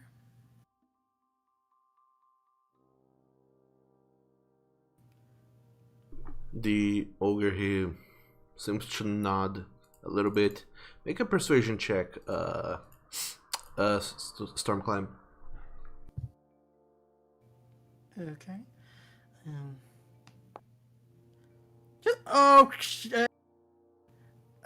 You sure you didn't want to drop in, Drac, and say something nice? No, you seem to be doing really good right now. Hey, I'm back. Chrono Shift. Can you make other people's roles change too? Yes. Oh, that's cool. Hey, just in time. Hey, I'm back. Perfect Where'd I timing. go? Welcome back. Wait, you've been in the back. It's fine. You sure that's not your name? Stormclimb, re-roll your d20. The wizard just okay. time bubbled you. Okay. Time halts for but a moment. So Storm Climb, you see this moment where you say that you hope that he and his dump kind are doing great, and then you catch yourself and say, "Shit, I shouldn't have said dump." But then you just see Falcon putting his hand on your kind of putting his hand say that around he's you. And On your gun. Putting a finger on my head. yeah, a finger on your head. I was gonna say a hand on your shoulder, but you're tiny. So he puts a finger on your head and just kind of says, well, what do you say anything, Falcon, to give Stormclimb the second chance at life? The gears of time unwind and begin again. What? Yeah. Time magic, bro. That's what I do. I'm time wizard. Oh, I it's love so good. So, Stormclimb, as you look at the ogre, he seems still to be expecting words from you, and then this time you deliver your speech, omitting the dump part, and the delivery now, this time around, seems to be a little bit better. And the ogre just seems to nod this time around, whereas in the previous timeline, he seemed furious. And he looks at you and says, "But what will I do with my little brother?" Is he you can keep him alive? safe. In a way. Sort of. We don't know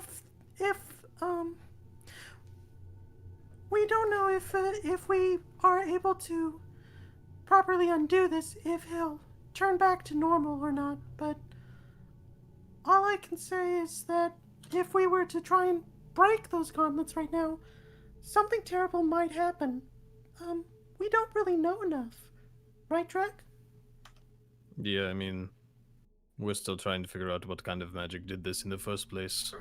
But if we figure it out and we can fix this, we'll make sure to return. We just have to be able to find you again. Most of what you're saying seems to be going over his head, and he just That sounds kind of right.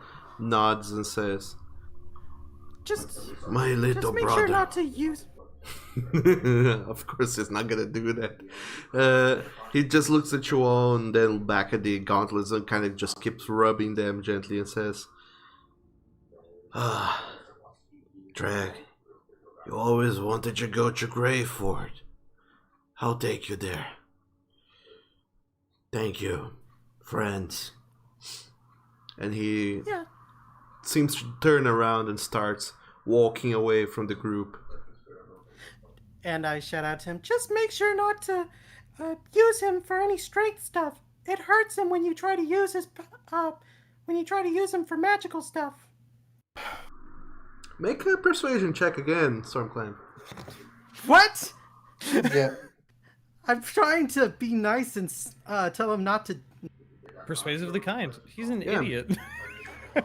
Yeah, you're And I have been rolling shitty. The gears of time rewind and begin anew. Do it again. Why aren't If you roll, guys? if you roll lower, I swear to God.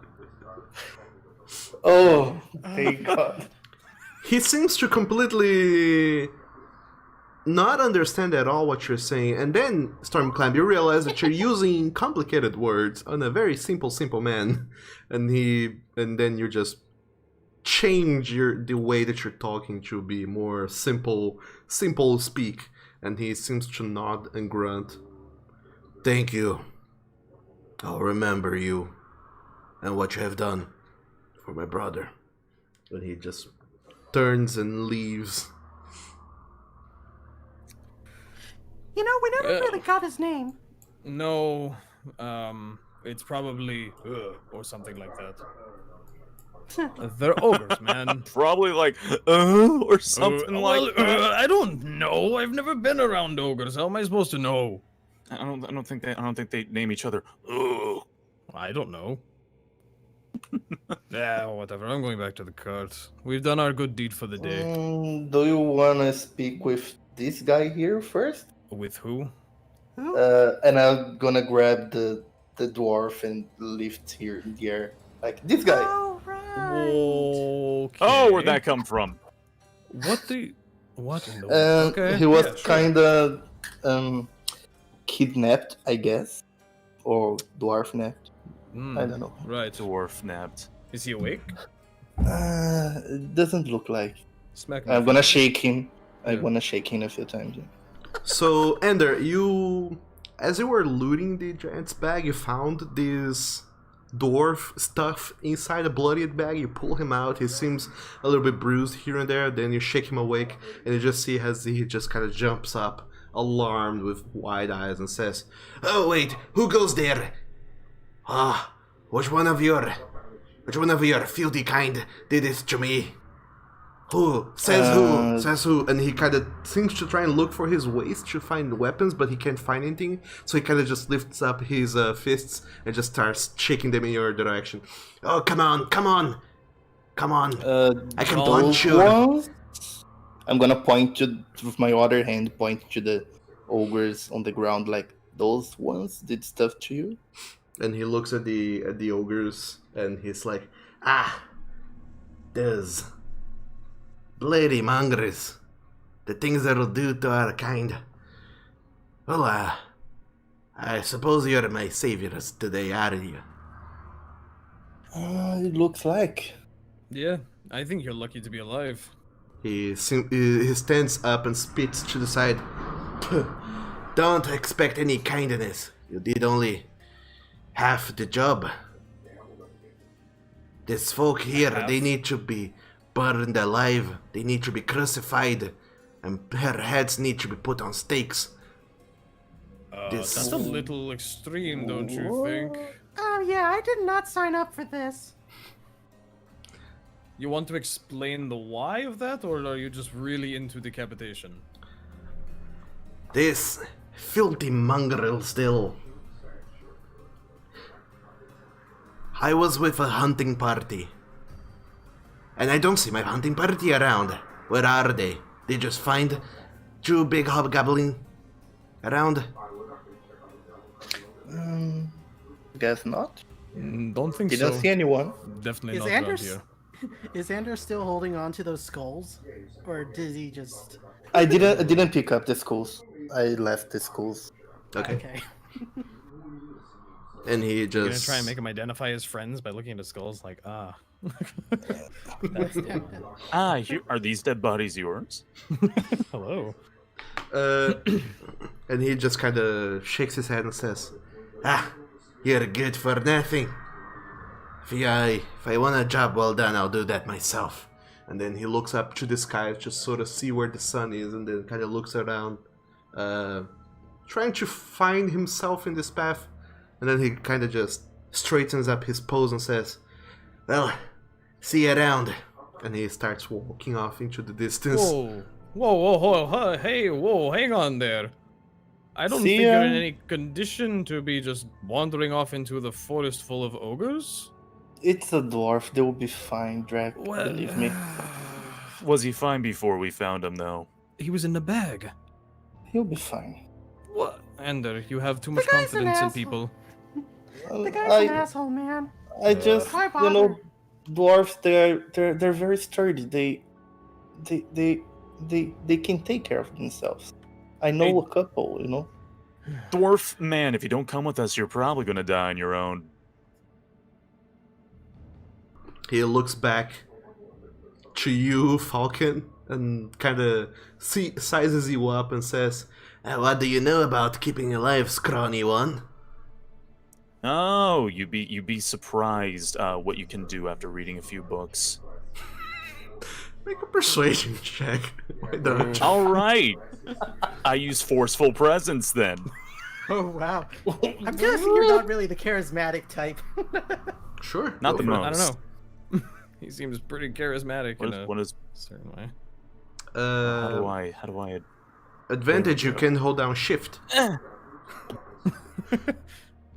Okay, roll. I'll just roll it again. There you Yeah, go. sure. Oi. Nice. Well, that went south. The dwarf looks you up and down, Falcon. Do I even roll for him or not? Sure, why not? What's his passive give a shit? Sure. Well then, He looks up at you and says, "Well then, scrawny one, I don't believe that you're capable of taking these filthy mongrels by yourself, but if the things that they are teaching you fancy folk in these fancy books of yours is to keep strong friends around, then I guess that they are indeed teaching you a few things. Alright, fine. I'll help you." pleasure to make your acquaintance. Could we get a name with the face and beard? They call Very me cagey. Trinarv, Steelhammer. And what do they call you? You can just call me Drac. Ender. Falcon. I just felt like you dabbed while saying Falcon. Just imagine a tiny explosion.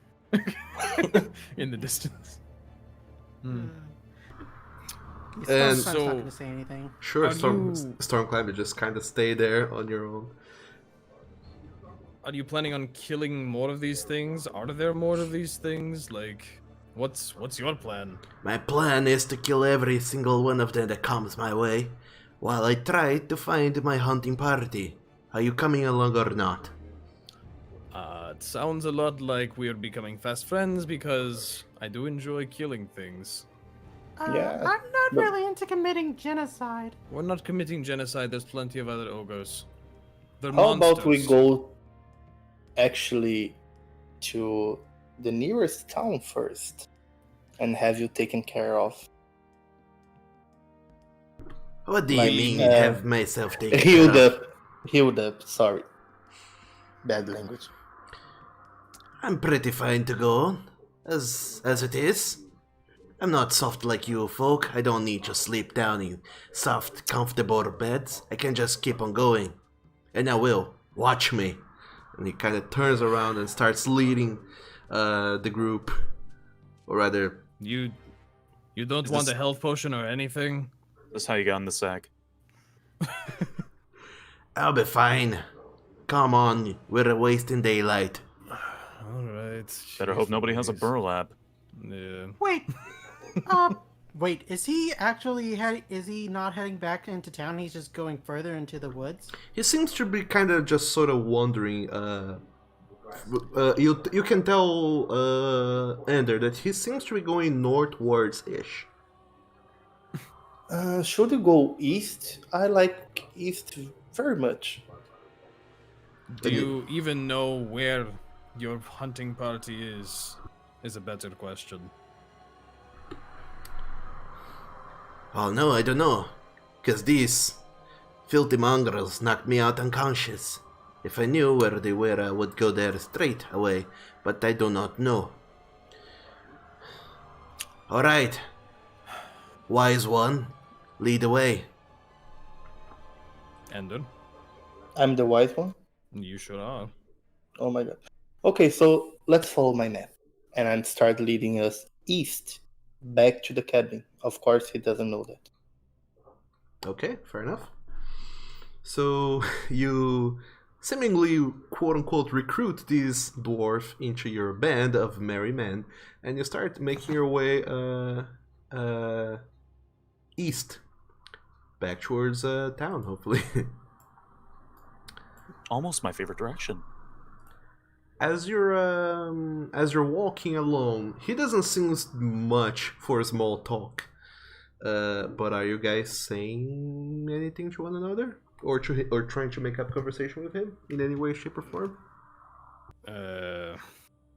Honestly, he seems a little headstrong. I'm gonna whisper to the guys. can we just ditch this guy and just go back to Redemption? We're Okay, heading that's- we're heading east, which is out of the forest, so we'll be fine. Don't worry. Oh, about we it. haven't gotten And out of the forest? Nope. Oops. Sorry. You're still going east, sort of making your way, but it's quite a few hours of walk. So yeah, you have time to talk it out if there's anything you guys want to discuss amongst yourselves. So Falcon, I was right. Yeah, wizard. Oh, possibly. I don't think it's a possibly anymore. You kind of shot freaking missiles from your staff. I mean, you did ask if I knew other wizards, and I did. And I suppose judging you as a cover of a book wasn't too bad of an idea. Oh, no, not at all. In fact, your stereotype was completely correct. You just didn't ask me if I was a wizard. That's fair. Ah, I was rather tired. it's Well, okay. I'm always tired. You look like it. Do you drink coffee or tea or anything? It might help. What the heck's a coffee? That's a great question. Stormclimb keeps going on about it, but I have yet to drink any yet. I don't know. Bullshit! Come on, Anthony. Coffee's said that canon coffee- now. Hey. Coffee has been canon. Come on, do not push that onto me. All right. You're supposed to be Anthony you're was supposed to be the offering crazy. that. Alright, okay, I guess coffee is Coffee beans canon. exist in this world. But, okay, coffee, I'm gonna say coffee is canon. There you go, you made coffee canon. Are you proud of yourself? Stormclimb has made refrigerators and freezers and Tinfoil. coffee. However, Like- Those were slips of the tongue, I'm gonna be honest. They were, but it's way funnier to think this rat's just being like, "What about a fridge?" And everyone's like, "What's a fridge?" Like, However- nothing. Don't worry about it. there's a little catch on coffee. It exists, it is canon. However, it's not something everyone can just go and get and find. The whole process of planting it and drinking and harvesting it and grinding it and drinking it is very like an acquired taste, because people are still not around the era of throwing sugar into everything. So coffee is kind of an acquired taste that a lot of people don't seem very keen on. That's Yeah, probably for Just the throw noble sugar folks. down dragon throat. Ooh, can we nature check to see if there's any beans around Oh my lord! as we go? Let's start a coffee plantation. I agree. Let's nature check. I want I mean, coffee. if Okay, if so- Doug allows it. Ender, make a nature check since you're the one guiding the group. Ender, make a nature check. Nature check. Oh, but you have a herbalism. I have herbalism. Okay, so you have advantage. Roll again. Nature. Yes, coffee. All right. You think you know the land fairly well, and you know that you're in a somewhat very humid area where coffee might happen naturally, and you imagine, maybe if we go into this direction, we can find coffee. However, you are being followed, or rather trying to lead or being led by a very grumpy dwarf, so I would like you to also roll a deception check for him not to notice you're leading himself astray. I'm gonna get my beans. No. Yeah, it does not seem to know that you're Yeah, what? kind of going off the path back to the shack where Derek is waiting for you all, and it just kind of goes off into a tangent trying to find the delicious coffee beans. And sure, why the hell not? You do seem to make your way, and you seem to come across a few wild coffee beans plants scattered across the wild. Finally, homegrown beans. Which then you immediately, and I imagine you kind of just stop the whole track and starts collecting these beans. Oh yeah, how much can we actually harvest? I mean, how are our harvesting skills looking? Roll a d6. Why not? You're really going through with this, we're gonna eventually start up a Starbucks. You Hey, find man. you're able to gather 2 pounds of coffee beans. Sounds of course thing. Damn. It's not too much, but you can always replant them elsewhere and get yourself a whole coffee thing going. Eventually. Are we retiring the party already? Opening shop, planting coffee beans. Oh my and, lord! I don't know Telling what you, sales. You gotta get that coffee train rolling. I don't know what you're doing, but as you come up with your best excuses as for why you have stopped in the middle of nowhere to gather coffee to the dwarf that is following you guys around, there seems to be noises that seems to come from all over the place. I would like everyone to go ahead and make a perception check. no. The quest for coffee is rife with trouble. Oh, do you want to be awake forever? Do you want to get into small accidents?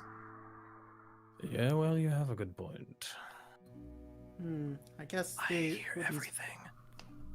I'm guessing these noises aren't smelly either. Smell those noises. Oh, Storm climbed you. You are the living in. The things you ask me for. The dwarf is gonna make a check too, because why the hell not? He sees shit. He's really good. Wow, He's that so explains good. a lot. Yeah. Yeah, that makes sense for him. We've been leading him the wrong way, getting coffee. He doesn't know a thing. This poor boy. So He's gonna die. eventually, Ender and Drekdarin, the two of you, hear shouting coming off from a distance, and by the timbre of the voice, you do seem to recognize these to be possibly bugbears. Oh. They going seem to- alarmed. Which I'm gonna direction? Go jogging straight towards them. Not too far, like still going eastwards, but a little bit like northeast-ish. Okay, so let's try to round them guys hear out that? southwest. All right. So you point out, hey, there's noise coming that way, and all of you just dash, make a mad dash for over there, and your dwarf friend tries his best to keep up, but he can't quite with his 25 feet movement speed. Come on, move those short Tiny legs. No, Lodi Forest Glade. So all of you, Spoilers.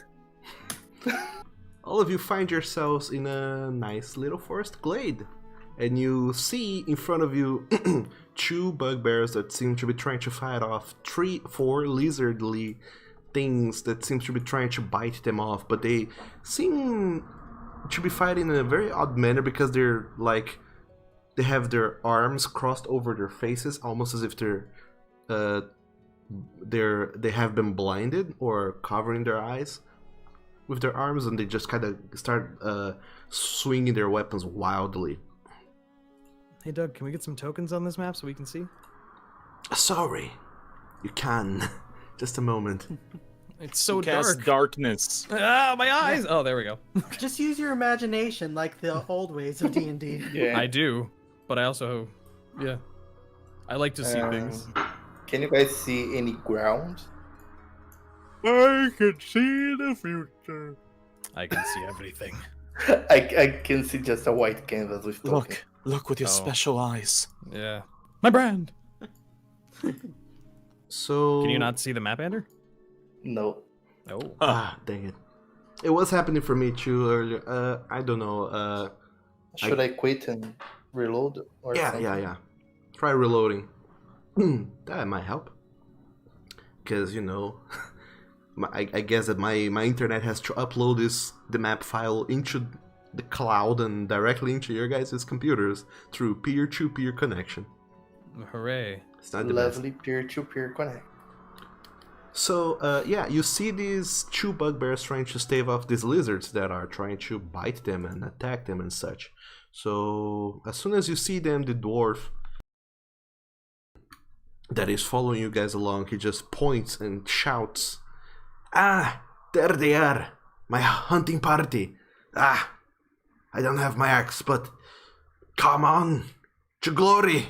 And he just kind of rushes towards the creatures. I'm going to say, hey, think fast, and throw the dwarf one of my hand axes so that he at least has a fucking weapon. And Oh you my just God. killed him. not like, Yeah, that's what I imagined. not like targeted throw, just like, Just wax him over. Just Oh, square right in the shit. forehead. Yeah. So you throw him your hand axe, and I'm gonna say he picks it up because I've got one to spare. sure, that makes things easier. So yeah, he just starts dashing towards the creatures, and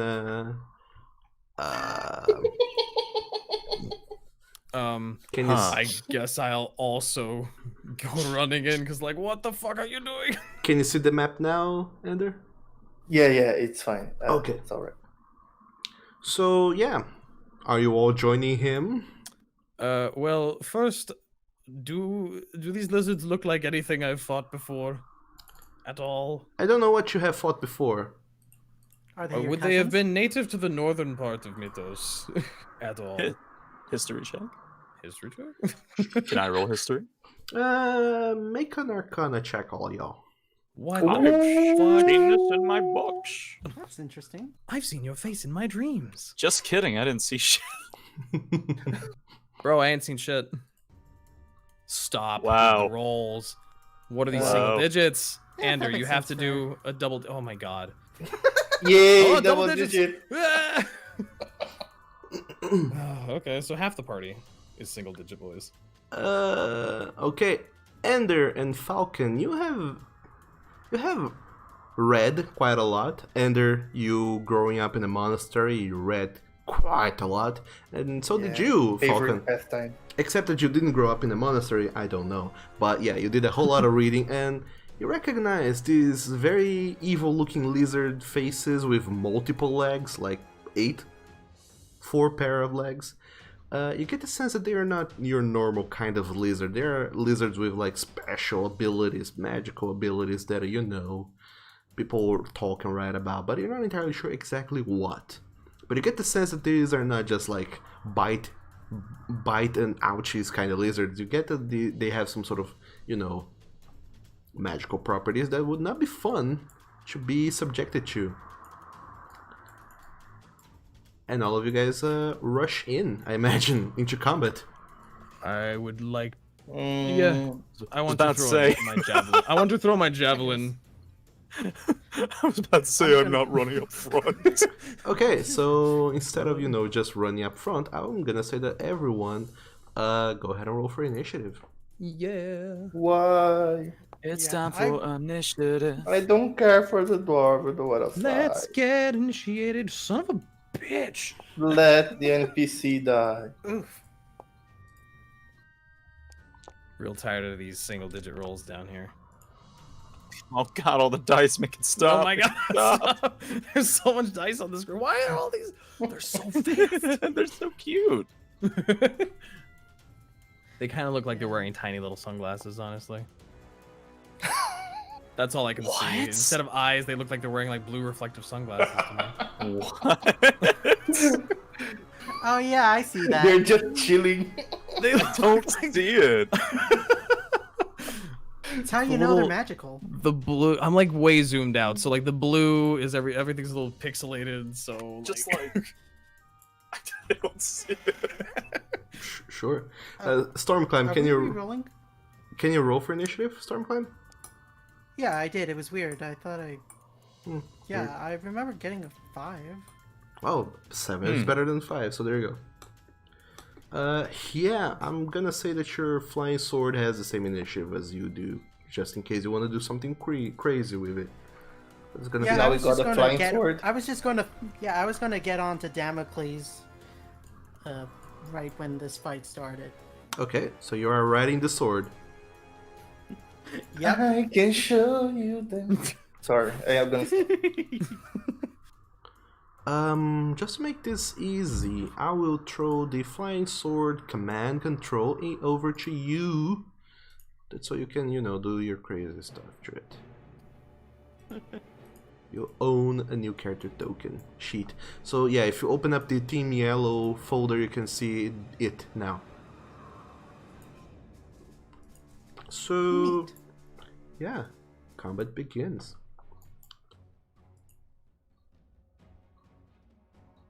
Oh no, what have I done? what have you done, Doug?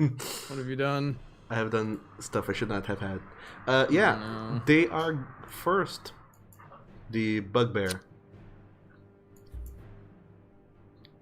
It's still kind of swinging wildly. It's going to try and run towards one of these creatures and still trying to avert its gaze. It's going to go ahead and make a multi-attack with disadvantage. And he misses with the first attack. Then he goes and makes another multi-attack with disadvantage. And misses again. Well then. Next up is the dwarf, who kind of just runs towards one of these creatures, like full on, just runs, bum rushes it, and tries to go for a hand axe attack on it, which it hits. For only 3. You know, it's starting to make 16 sense hits. why this party is having such a hard time trying to kill ogres. Right.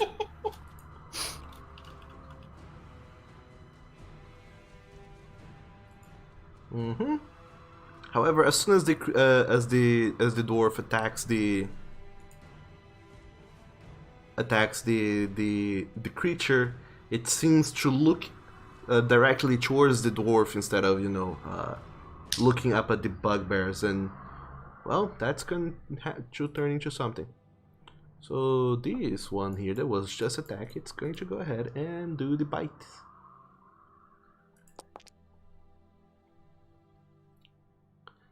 Tries to bite the bugbear because the bugbear is covering its eyes. It has advantage on the attack. Oh shit, it rolled a natural 20. Oh god. Oh, Oh so no. much points. That's so much damage. These two are considered blinded, by the way. So yeah, you suffer. That's a lot of piercing points, and that's a lot of poison points as well. Yeah, and that's the creature's. 32 damage. Oh my god. That's the creature's turn. The other one up at the top walks down here and makes the same. Makes a bite attack with advantage.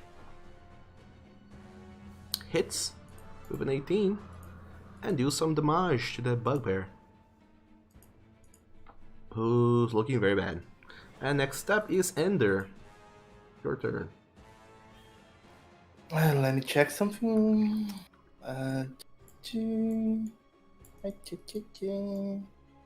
Nope. Nope. Okay. How much here? 45. If I go here, would I be flanking it? You can't quite. Well, you can come right into here and then flank it. 45. I can't. Oh, you're. Oh yeah, you can only move 40. Yeah, no, you're not gonna be flanking it over there. 40 feet. Yeah, that would be flanking, yes. I'm gonna But die you'll if I go suffer there. an attack of. They'll get a. They will not. Yeah, As you move past. Well, This the one- one he has to move past it, right? Yeah. This one didn't have a turn yet. Oh. Wait, Let's did I take have advantage reactions? of the. Because it's the first round of combat, creatures that have not yet had a turn do not get reactions. Okay, guys, if I die, just leave me. Leroy. oh, Bye. goodbye. Yeah. Let's quarterstaff him. Oh boy.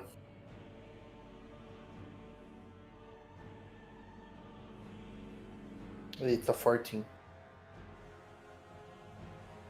Doug, you're on A mute. 16 technically because you're Yeah, flanking. yeah. It's a 16 because you're flanking. I was muted. Thanks for reminding me. Yeah, it suffers 7 points of damage. Okay, so let's Attack again. 4 lizards. No. Yeah, attack again first. Yeah. So there we go. That hits for 20. Yeah. So I'm gonna try the stunning strike. Oh, I forgot the pounce. Pounce. Okay, put it up. The creature makes a strength saving throw. It makes it. Okay, so stunning strike. The creature tries a Constitution saving throw, which it fails. Finally. It's stunned. It will miss its next turn. Okay, I might not die. I might. You might not die. Anything else? For your bonus action? That bonus action. I forgot. I'm gonna just martial arts. I wanna Mhm. save the point. So here you go. Okay. That hits for another 5 points of damage.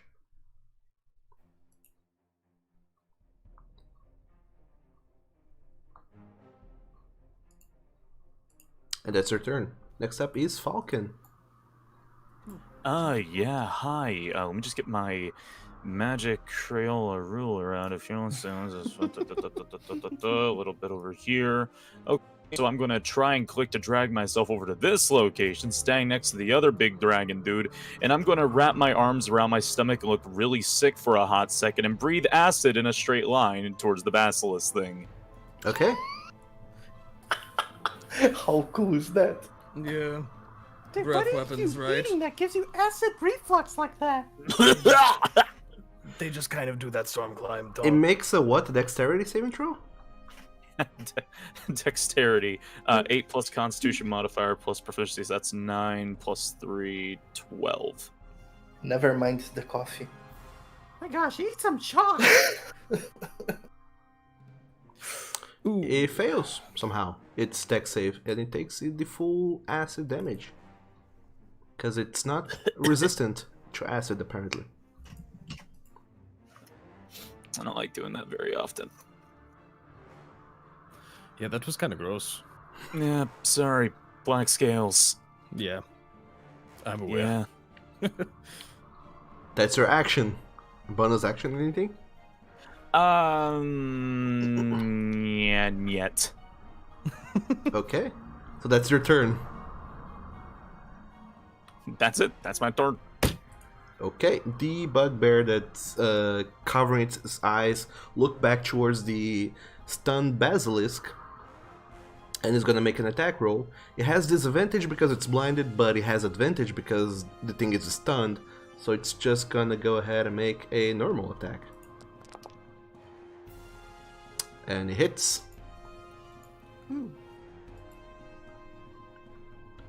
I forgot to check. Tell.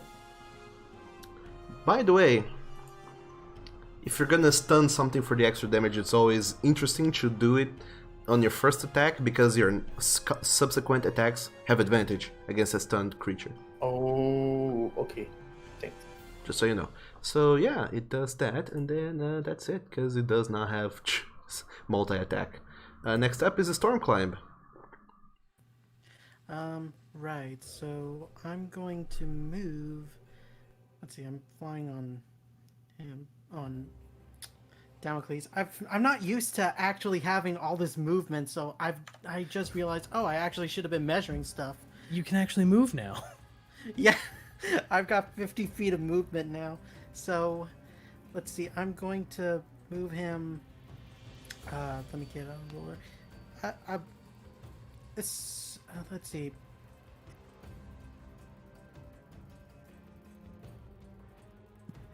Okay, he's 35 feet away right now for that monster, and is it still in range of my rat gun?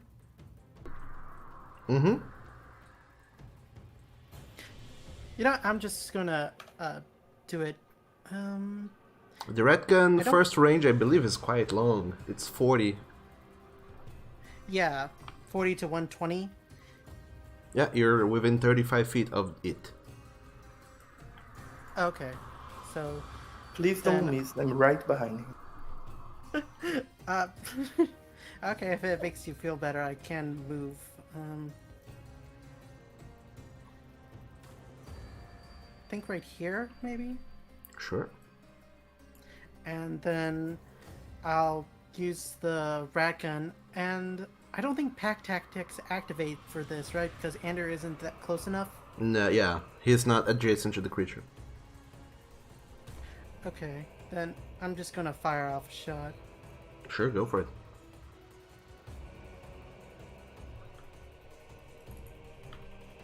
Make your attack roll.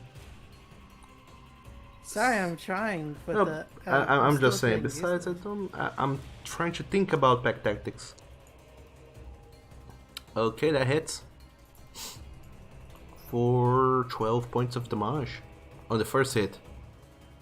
Nice, I'm going to try again. Right as I exited Alpha. Here we go. That hits Nice. for 10 points of Thank damage. you. I'm also considering that you reloaded your gun between combats. Oh yeah, definitely. There was enough time to pass for me to reload, so I only used up one bullet. So, now he's right back to 6. Well, 4 now. Yeah, 4 now. Okay, fair enough. So that's 2 shots, and that's your turn. Yep, pow pow. All right. I must be spinning out of control every time when I fire off a shot on top of... Yeah, you're not necessarily like rooted to Damocles. the ground. Yeah. Yeah, so every time when I fire off a shot, Damocles just like spins for a second before resteadying himself for me to aim. Yeah. Look at that. He does hit the dwarf. And he's dead. He should not have that much AC because he does not have a shield. Should not have a shield at least. So yeah, he is hit for 14 piercing and yeah, he's down. Yeah, that sounds about right. I told you you should have said yes to my healing potion, but no, fuck you, I guess. Yeah, he goes unconscious. Stormclimb feels indifferent. I He's kind of you- expected this. Yeah. He's taking a nap. Yeah, see? He looks like he's sleeping. And yeah. Then the creature moves closer to. Well, it sees all these nasty people trying to go for it, so it's going to make its way towards. Yeah, over here in the back. Why not? That's too. Whoa, whoa, whoa, whoa. I Mm-hmm. don't like that concept. Okay. Where's the dwarf? There's the dwarf. Yeah, he's defeated. So next up is Drakdarin. As you start your Yes. turn, I would like you to go ahead and make a Constitution saving throw. Oh shit. Basilisk gaze. As the Gaze. creature looks directly into you. What's the area of the gaze? 30 feet. 30 feet. Okay. Do you just Don't click poke fun at their on sexuality. the gaze? Jesus Christ. That's not even what I was talking about. Come on. Yeah, you can't. Do you just click on Constitution? On your Constitution, you will notice that there's a little number to the right. Oh. A little +6. That's your saving throw. So Thank God. Oh no! That's an 11. You fail. You're so Yeah. bad. You feel the gaze of the creature trying to affect you, and it just hits you out of nowhere, and you become restrained.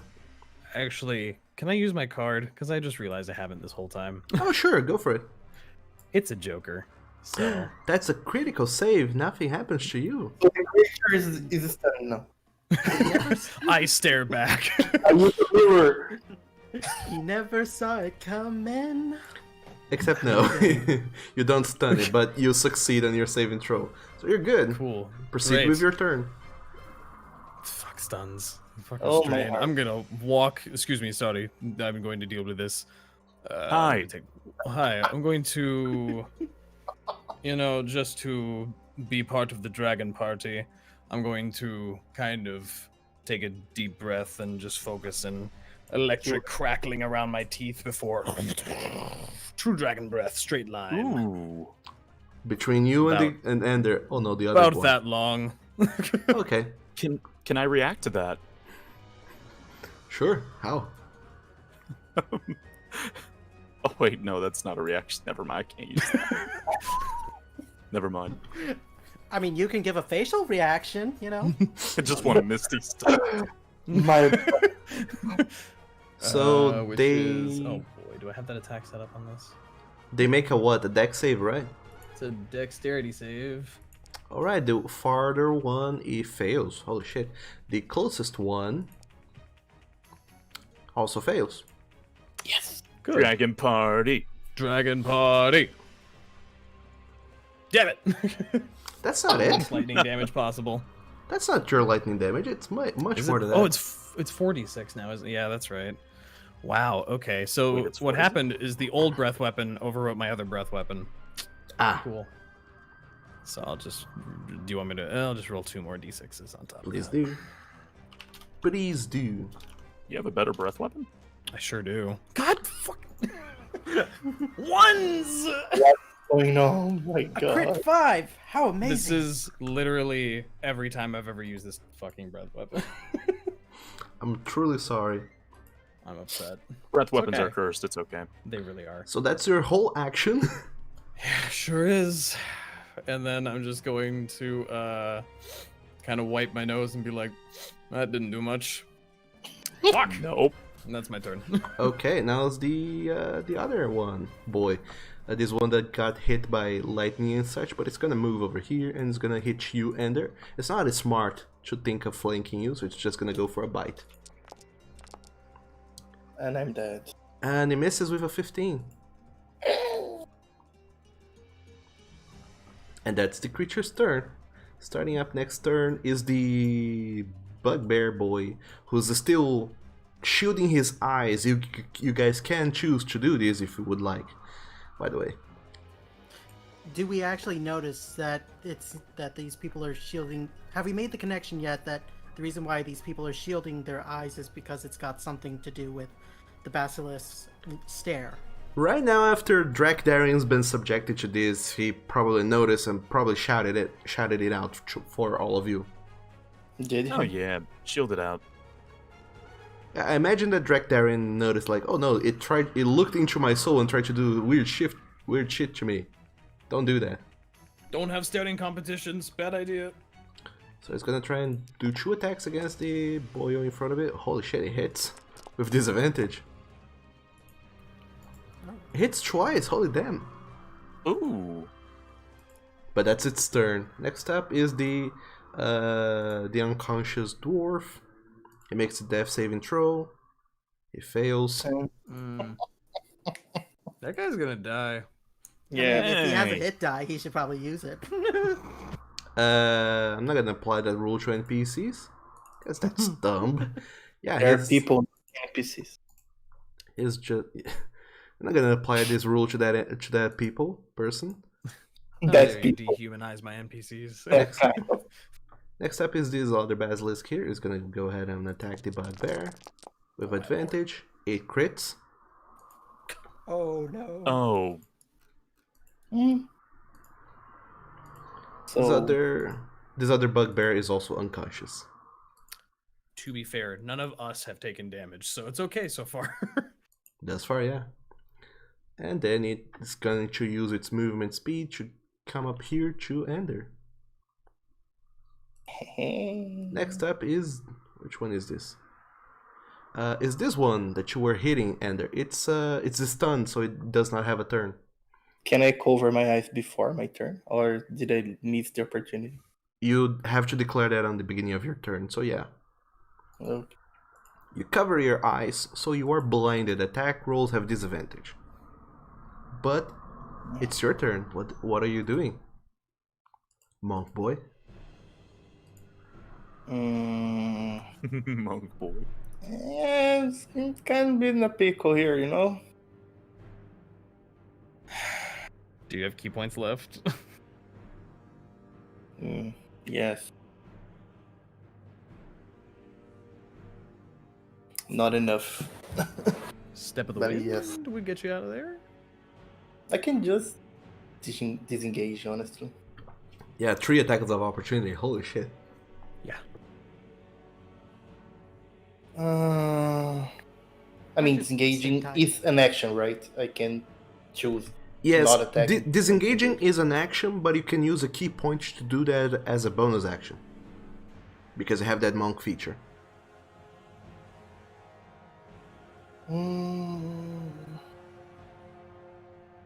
Okay. I am. Oops. Okay, so let's try to finish off this guy that's stunned first. So I'm gonna attack him. Okay, so if you're attacking him, it's just a straight attack roll.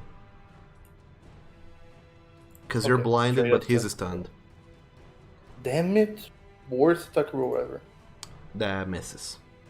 And second attack, right? Because attack is 2 attacks. Yes. That hits. 8 points Nice. of smash. Is he dead? He's badly injured now. Yep. Okay, so I'm gonna use Step of the Wind. Am I? Though? I had another option actually. Let me see. Not trying to. It's okay. What's the dodge action? The dodge action attack rolls against you have disadvantage. Until my next turn? Until your next turn, but because you're blinding yourself, attacks against you have advantage, so it just cancels that out. Okay, so let's run away. I'm gonna use Step of the Wind. Okay, you disengage with your bonus Step action. of the Wind. That costs a key point though. Yep. And I'm going to. What are they? Their move speed? I forgot. I can. Do I have double movement? No. No, you just have your movement double speed. jump distance. I don't know where I'm going. I'm actually running close to Storm Climb. He can save me. Yep. So yeah, that's 40 feet. I can move here, right? Yeah. You storm climb, you see the tiger folk, and they're just shielding his eyes with his arm and just running that direction. Run away! Get away from me! You doing a dab while you run so that you can shield your eyes properly, or you just Yes, having both of hands course. on your eyes? No, his, a Debbie. his dab running. So yeah, that's your turn, Ender. Falcon, are you also averting your eyes? Just going to avert my eyes. Am I allowed to cast at a target even though I'm averting my eyes? Well, it depends. If it requires you to see the target, then no. Let's see. Does this require me to see a target? Oh, look, I can just aim. Okay, let's see. I am going to cast Burning Hands. Let's see, how do I do... Oh, nope. Oh, science. Science is doing things right now, sorry. Okay. So I'm going to cast Burning Hands in this direction. Okay. So are you shielding your eyes? I'm covering my eyes with one hand and aiming with the other. Sure, fair enough. So yeah, I guess I need to make a dexterity saving throw. Ooh. And I make it. But I take half damage, so roll for that damage. Rolling that damage. Mm-hmm. It takes some damage. Then I'm just gonna Misty Step again. Oh no. Just gonna... Goodbye, dragon dude. No, it's fine. Goodbye. And it just poof out of existence and into existence 30 feet away, safely. I need to learn that trick. Good luck over there. So, Falcon, that's your bonus action. You still have your movement action. Your 30 feet of movement. I run over here. Run away! Okay, I have the range. sure, go for it. Wizards. It's called a tactical retreat. It's true. Exactly. And that's your turn, I believe. Oh, yes. Okay. Oh yeah, at the end of your turn, Ender, the creature that was stunned is no longer stunned. Now it's the bugbear's turn. He is still averting his eye. He did not see his companions go down, so he's just gonna attack. Bless his soul, he misses. And that's it for him. Storm climb. Okay, let's see. Are you within range? You So are not within range of the creature, so you can just do your turn. Oh no, never mind. You are within range of this one here creature. So you can either avert your eyes or make a Constitution saving throw.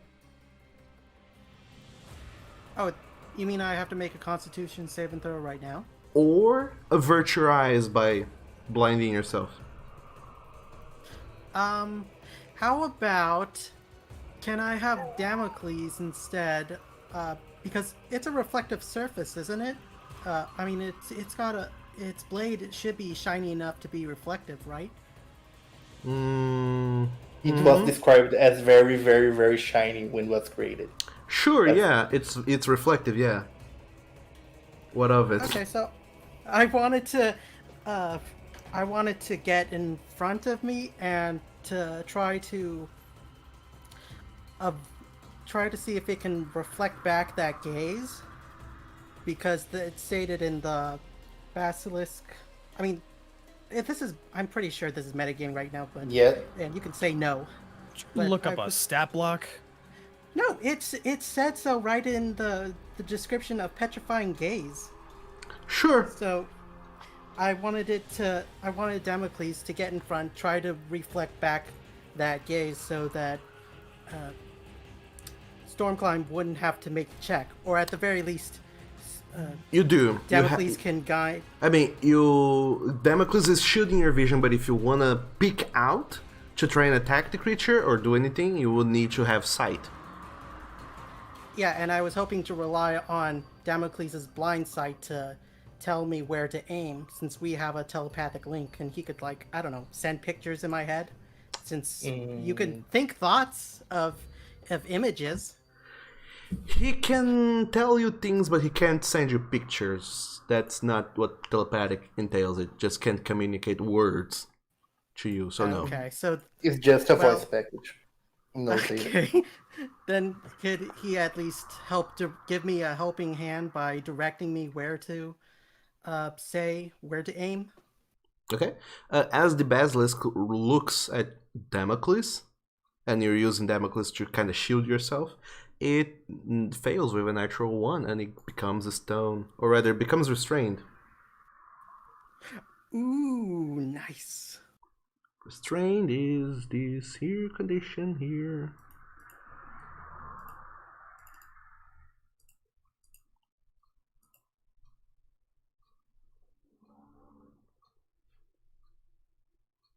Yep, it's restrained. Thanks, Damocles. So what are you doing, Stormclimb? I'm gonna fire my gun. So are you averting your gaze or not? Oh, well, we said that. It's shielding you, but if you want to shoot at the creature, you have to look where you're aiming. So either you can like- Or you just look. blind fire. Yeah, either you. As a reaction, I wanna wear my earmuff. Okay. So either you blind fire with disadvantage, or you look at the creature, fire normally, but you will need to make a Constitution saving throw still. But if it's restrained, don't I already get, like, advantage? No. Wait. Yeah, you do get advantage on the attack, yeah. Yeah, so I'll just fire it blindly, so I'll just be firing it normally. Okay, go for it. Oh, but I also have pack tactics, so that's double advantage? No. Advantage and disadvantage just cancels each other out, and you can't stack it. Okay.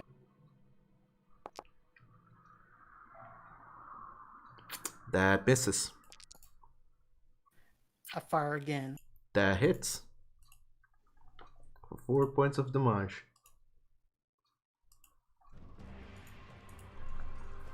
Anything else? Nope. I can't do anything with my bonus action. Okay, are you staying where you are? Let's see. I suppose I am, but I'll probably hop onto... I'll be on Anders' shoulder right now, since I'm using Damocles to shield my eyes. So Oh. that's kind of weird to, like, fire while he's shielding me, while I'm riding him. Okay. So that's your turn. Yes. Okay. Now it's the creature's turn. It's going to try and attack you, Draktharian, because you're right there. You said you were shielding your eyes, right? Not on my last turn, I hadn't been. Okay. Isn't it restrained? And it's not my turn yet, so I can't. Okay. It misses with a 7. Sure does. And that's the creature's turn. At the end of the turn, it makes another Constitution saving throw. Which it fails. It turns into stone. What? Yeah, basilisks suck. You see the creature just petrifies completely and is now a statue. So, And Draktharian, that is why you don't have staring competitions with basilisk. it's your turn and you're not close to any one of those creatures, so you can just act. Or, ha ha ha, you would think that. Except I pull out my javelin of lightning.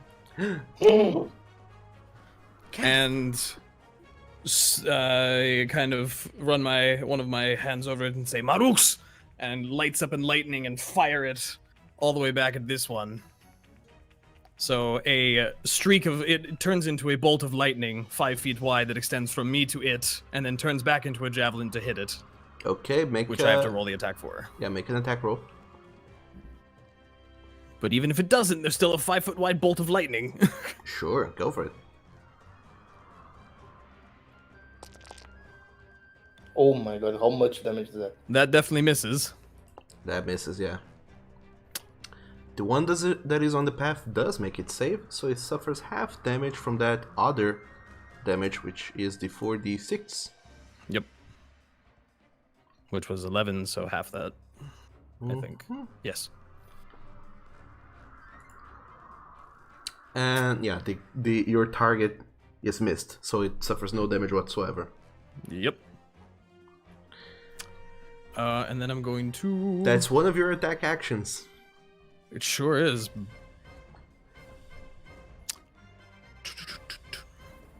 Yeah, and then I'm going to move my way over here.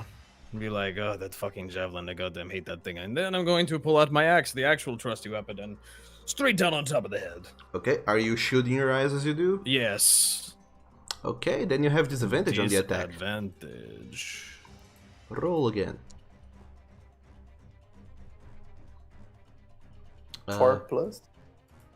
4 plus 9, I believe. Yeah, 4 plus 9. That's 13, Does which a misses. 13 hit? Ah. And that's my turn. And that's Well, your turn. action surge. Okay. Action sword! Action surge. I'm going to get real mad, and I'm just going to swing my axe like crazy at this piece of shit. Okay. Yeah, feel the surge. One of these has to hit. It won't. That hit misses. That hits. Of course, Yay. but I'm going to re-roll that damage because of the 1. Oh yeah. I'll take that. 11 plus 6. That's 17. 6. Yep. Okay. Tell me it's dead, please. It's still alive.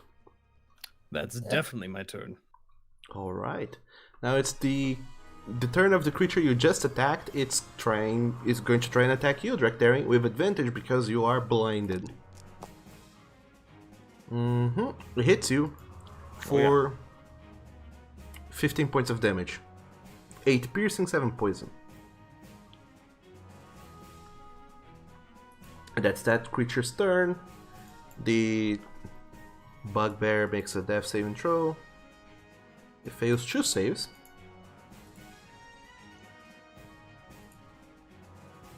It's doing very bad. Then the dwarf makes its own death saving throw. It fails. Why? Huh. Another. Now it's the basilisk. It's going to go and move here and attack the bugbear.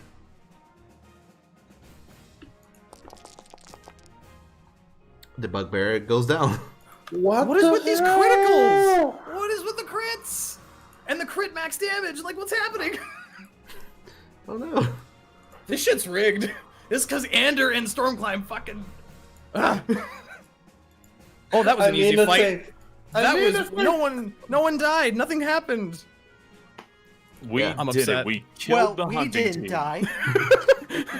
Yet We there still are... happened. We're cool, man. Oh my god, you the other- people are the worst. The other basilisk is gonna go towards you, Drakdarian is gonna try and bite you. To be fair, And they were kind of racist. hits you Yep. for 19 points of damage. Yeah, that hurts. Write that down. Next up is Ender.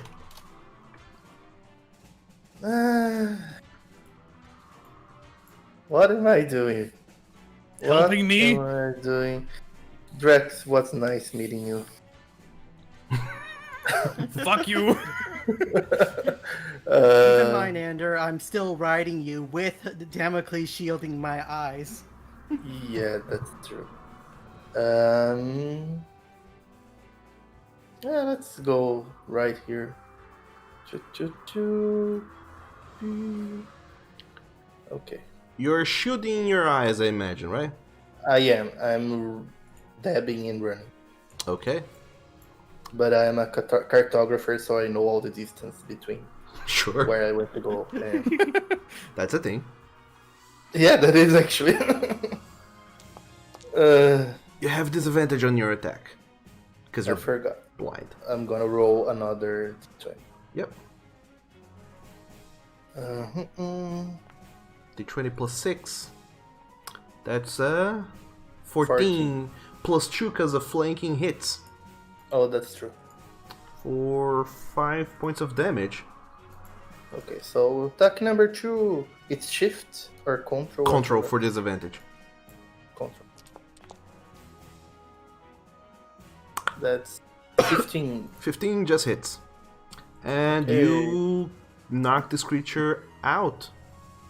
Okay, but I have one more attack too. Or a bonus action, rather.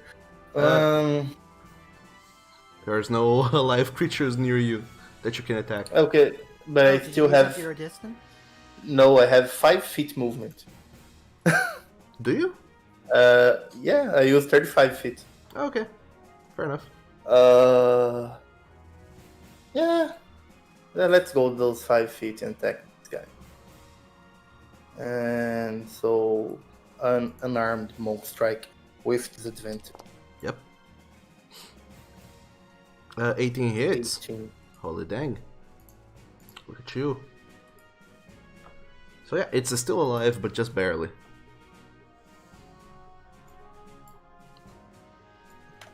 And that's your turn, I believe. That's my turn. Okay, next up is Falcon. Oh, right. It appears to be my turn, right? Yeah, this time around you'll notice that everyone's just too far away from you so you can unshield your eyes and see the battlefield. Alright, good. I was actually prolonging that dialogue because I wasn't sure if my button was working. But here we go. So, with my ridiculous range and seeing a bunch of people swinging blindly, I decide to cast a magic missile on the target next to the Dragon Boy. All the boats to it? Or are you gonna split the boats? 2 bolts for that one, 1 bolt to the one up there. This one? Yeah, that one. Okay, That'll work. make your roll. Actually, 3 bolts to the one up there, 1 bolt to the bottom one. Actually, 2 to 2. You know what? 2 to 2. Sure, 2 sure. to 2. 4 bolts. Casting Magic Missile at 2nd level, 4 boats. So that's 6 points of damage to this Basilisk that only had 5 hit points, so it dies. Yes. Oh, nice. Hey. Make the bolts all sexy and spinning everywhere. Oh yeah, they do. They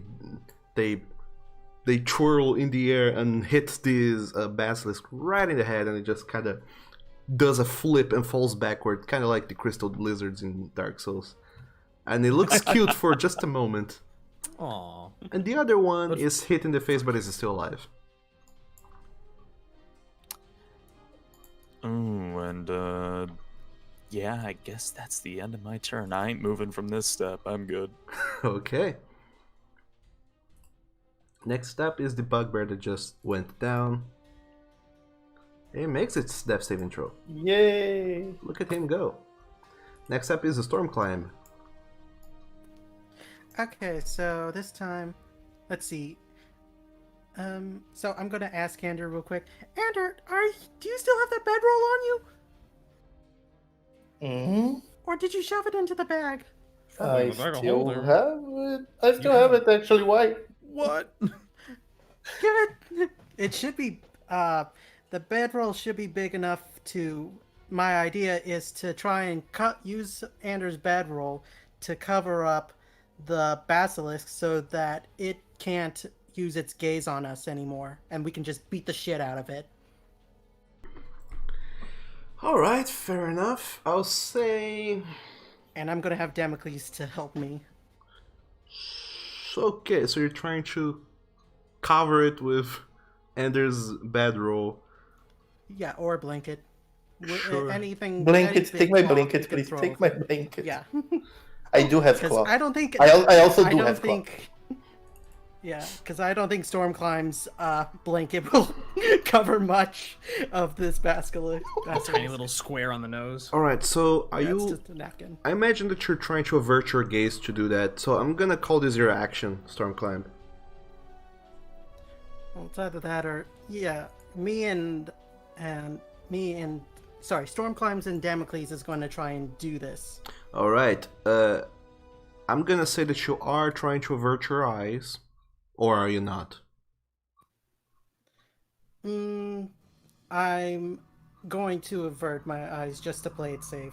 Okay, so make an athletics check with disadvantage. This is a grapple check. Okay. Let's see. Athletics. Athletics with disadvantage. 6. Luckily for you, it's Shit. contested. So let's see what it rolls on its athletics check. It makes it. Man, even with Damocles' help. As you try to cover it with blanket, it just kind of trashes on whales, and it almost bites you at one point, and you just jump back on top of Damocles, still shielding your eyes from it, and yeah. To no avail, you can't quite cover it with the blankets. That would have been so cool if I could have done it. It would have. So, that's your whole action. Have you got bonus action, anything? Let's see. I'm going to use my movement to fly onto Damocles and get behind the basilisk then, and then I'm going to use my bonus action to reload my gun. Why not? I don't know that. No, reloading weapons is an attack It's an action. action. Yeah. It's Both an an action and a bonus action. I believe it's only a bonus action if you're proficient in firearms. Yeah, only if you're proficient. Only if you have the feature from a class that gives it to you. Otherwise, it's an attack action to reload a weapon. Oh, because that's what I read on the revolver stats. No, I mean, I'll say sure just to keep things moving along, but I'm almost sure that that's wrong. So, is that it? Is that for your turn? Yeah. Alright, nice. Next up is Drake Daring. Yep, hoop-de-doo, going to step over this corpse like, gross. Excuse me, Ender. And then I'm going to do the blind upswing, downswing. Kind of just closing my eyes and looking away, just golf swing, hammer down.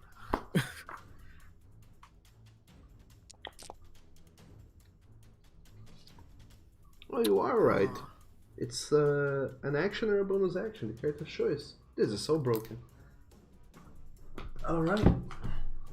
According to the book. So yeah, 24 hits the creature. For how much damage is that? 8 damage, but since it's a 2, I can reroll that. Okay. I'm rolling very poorly today. You son of a bitch. Nice. Okay, 9 damage instead. Alright, 9 points of damage. For my first attack, and then please hit. Yes. Yeah. Yeah. Reroll the damage. I'm so upset at these D12s. Okay, that's better. 12 damage. Or, that's a... Oh, that is a 9. 15. 15 damage. Alright. Drake Daring. You leave the creature with 3 hit points. God damn it. I'm upset. I'm gonna bonus action second wind. Okay, sure, go for it. Well, alright. I'll Alright. take it. You heal up 15 hit points. So now is the turn of the basilisk. Since everyone around it is blinded, pretty much, it's going to go and keep on attacking you, since you're the one who dealt so much damage to it. So Drakdarian, That's fair.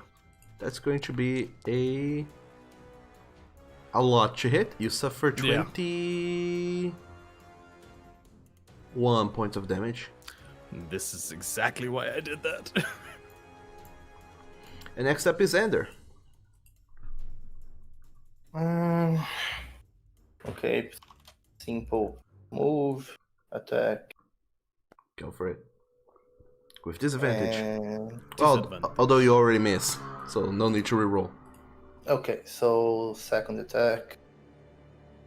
Oh, why did I move here?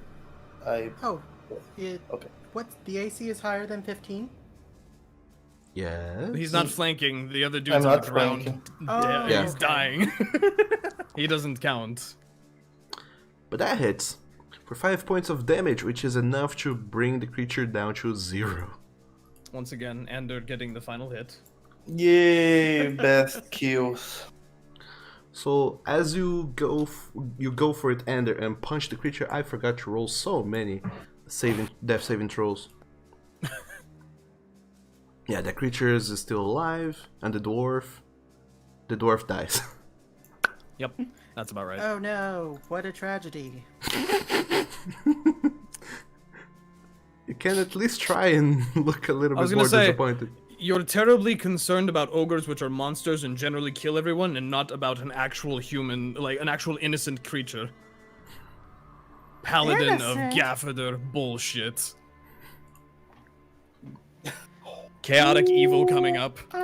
So as you Excuse me. You're punch and crack the last creature, and punch with a quarterstaff, mind you, you Yep. kill it.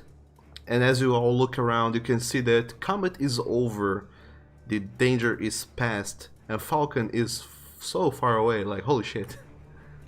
Hey! Hey, how you doing out there? Are you having fun back there? Oh, I'm doing. You're all doing great, sweetie. Thanks, Chad. And you see two unconscious people on the floor. Stabilize their asses right now. Yeah. Yo, stabilize who's the dead them. dwarf? Are you gonna use Healer's kit. are you gonna use Healer's Kit to stabilize them? Yeah. Okay. You know, before you waste the gold on them, I'll take care of it. and let's see, let me see how much lay on hands I got left. I've got about, You have 10 left. I should still have, I have 10 left. So yeah, I'm gonna just give them one each so we don't have to waste any gold on them. Wait, you're a healer? Sorry, Why is the dwarf dead? he's out of range.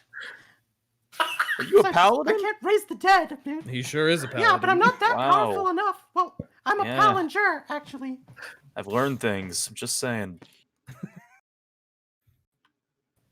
So yeah, I use my lay on hands, give them both 1 HP. So, and then I give the rest of the 8 to Drakdaren.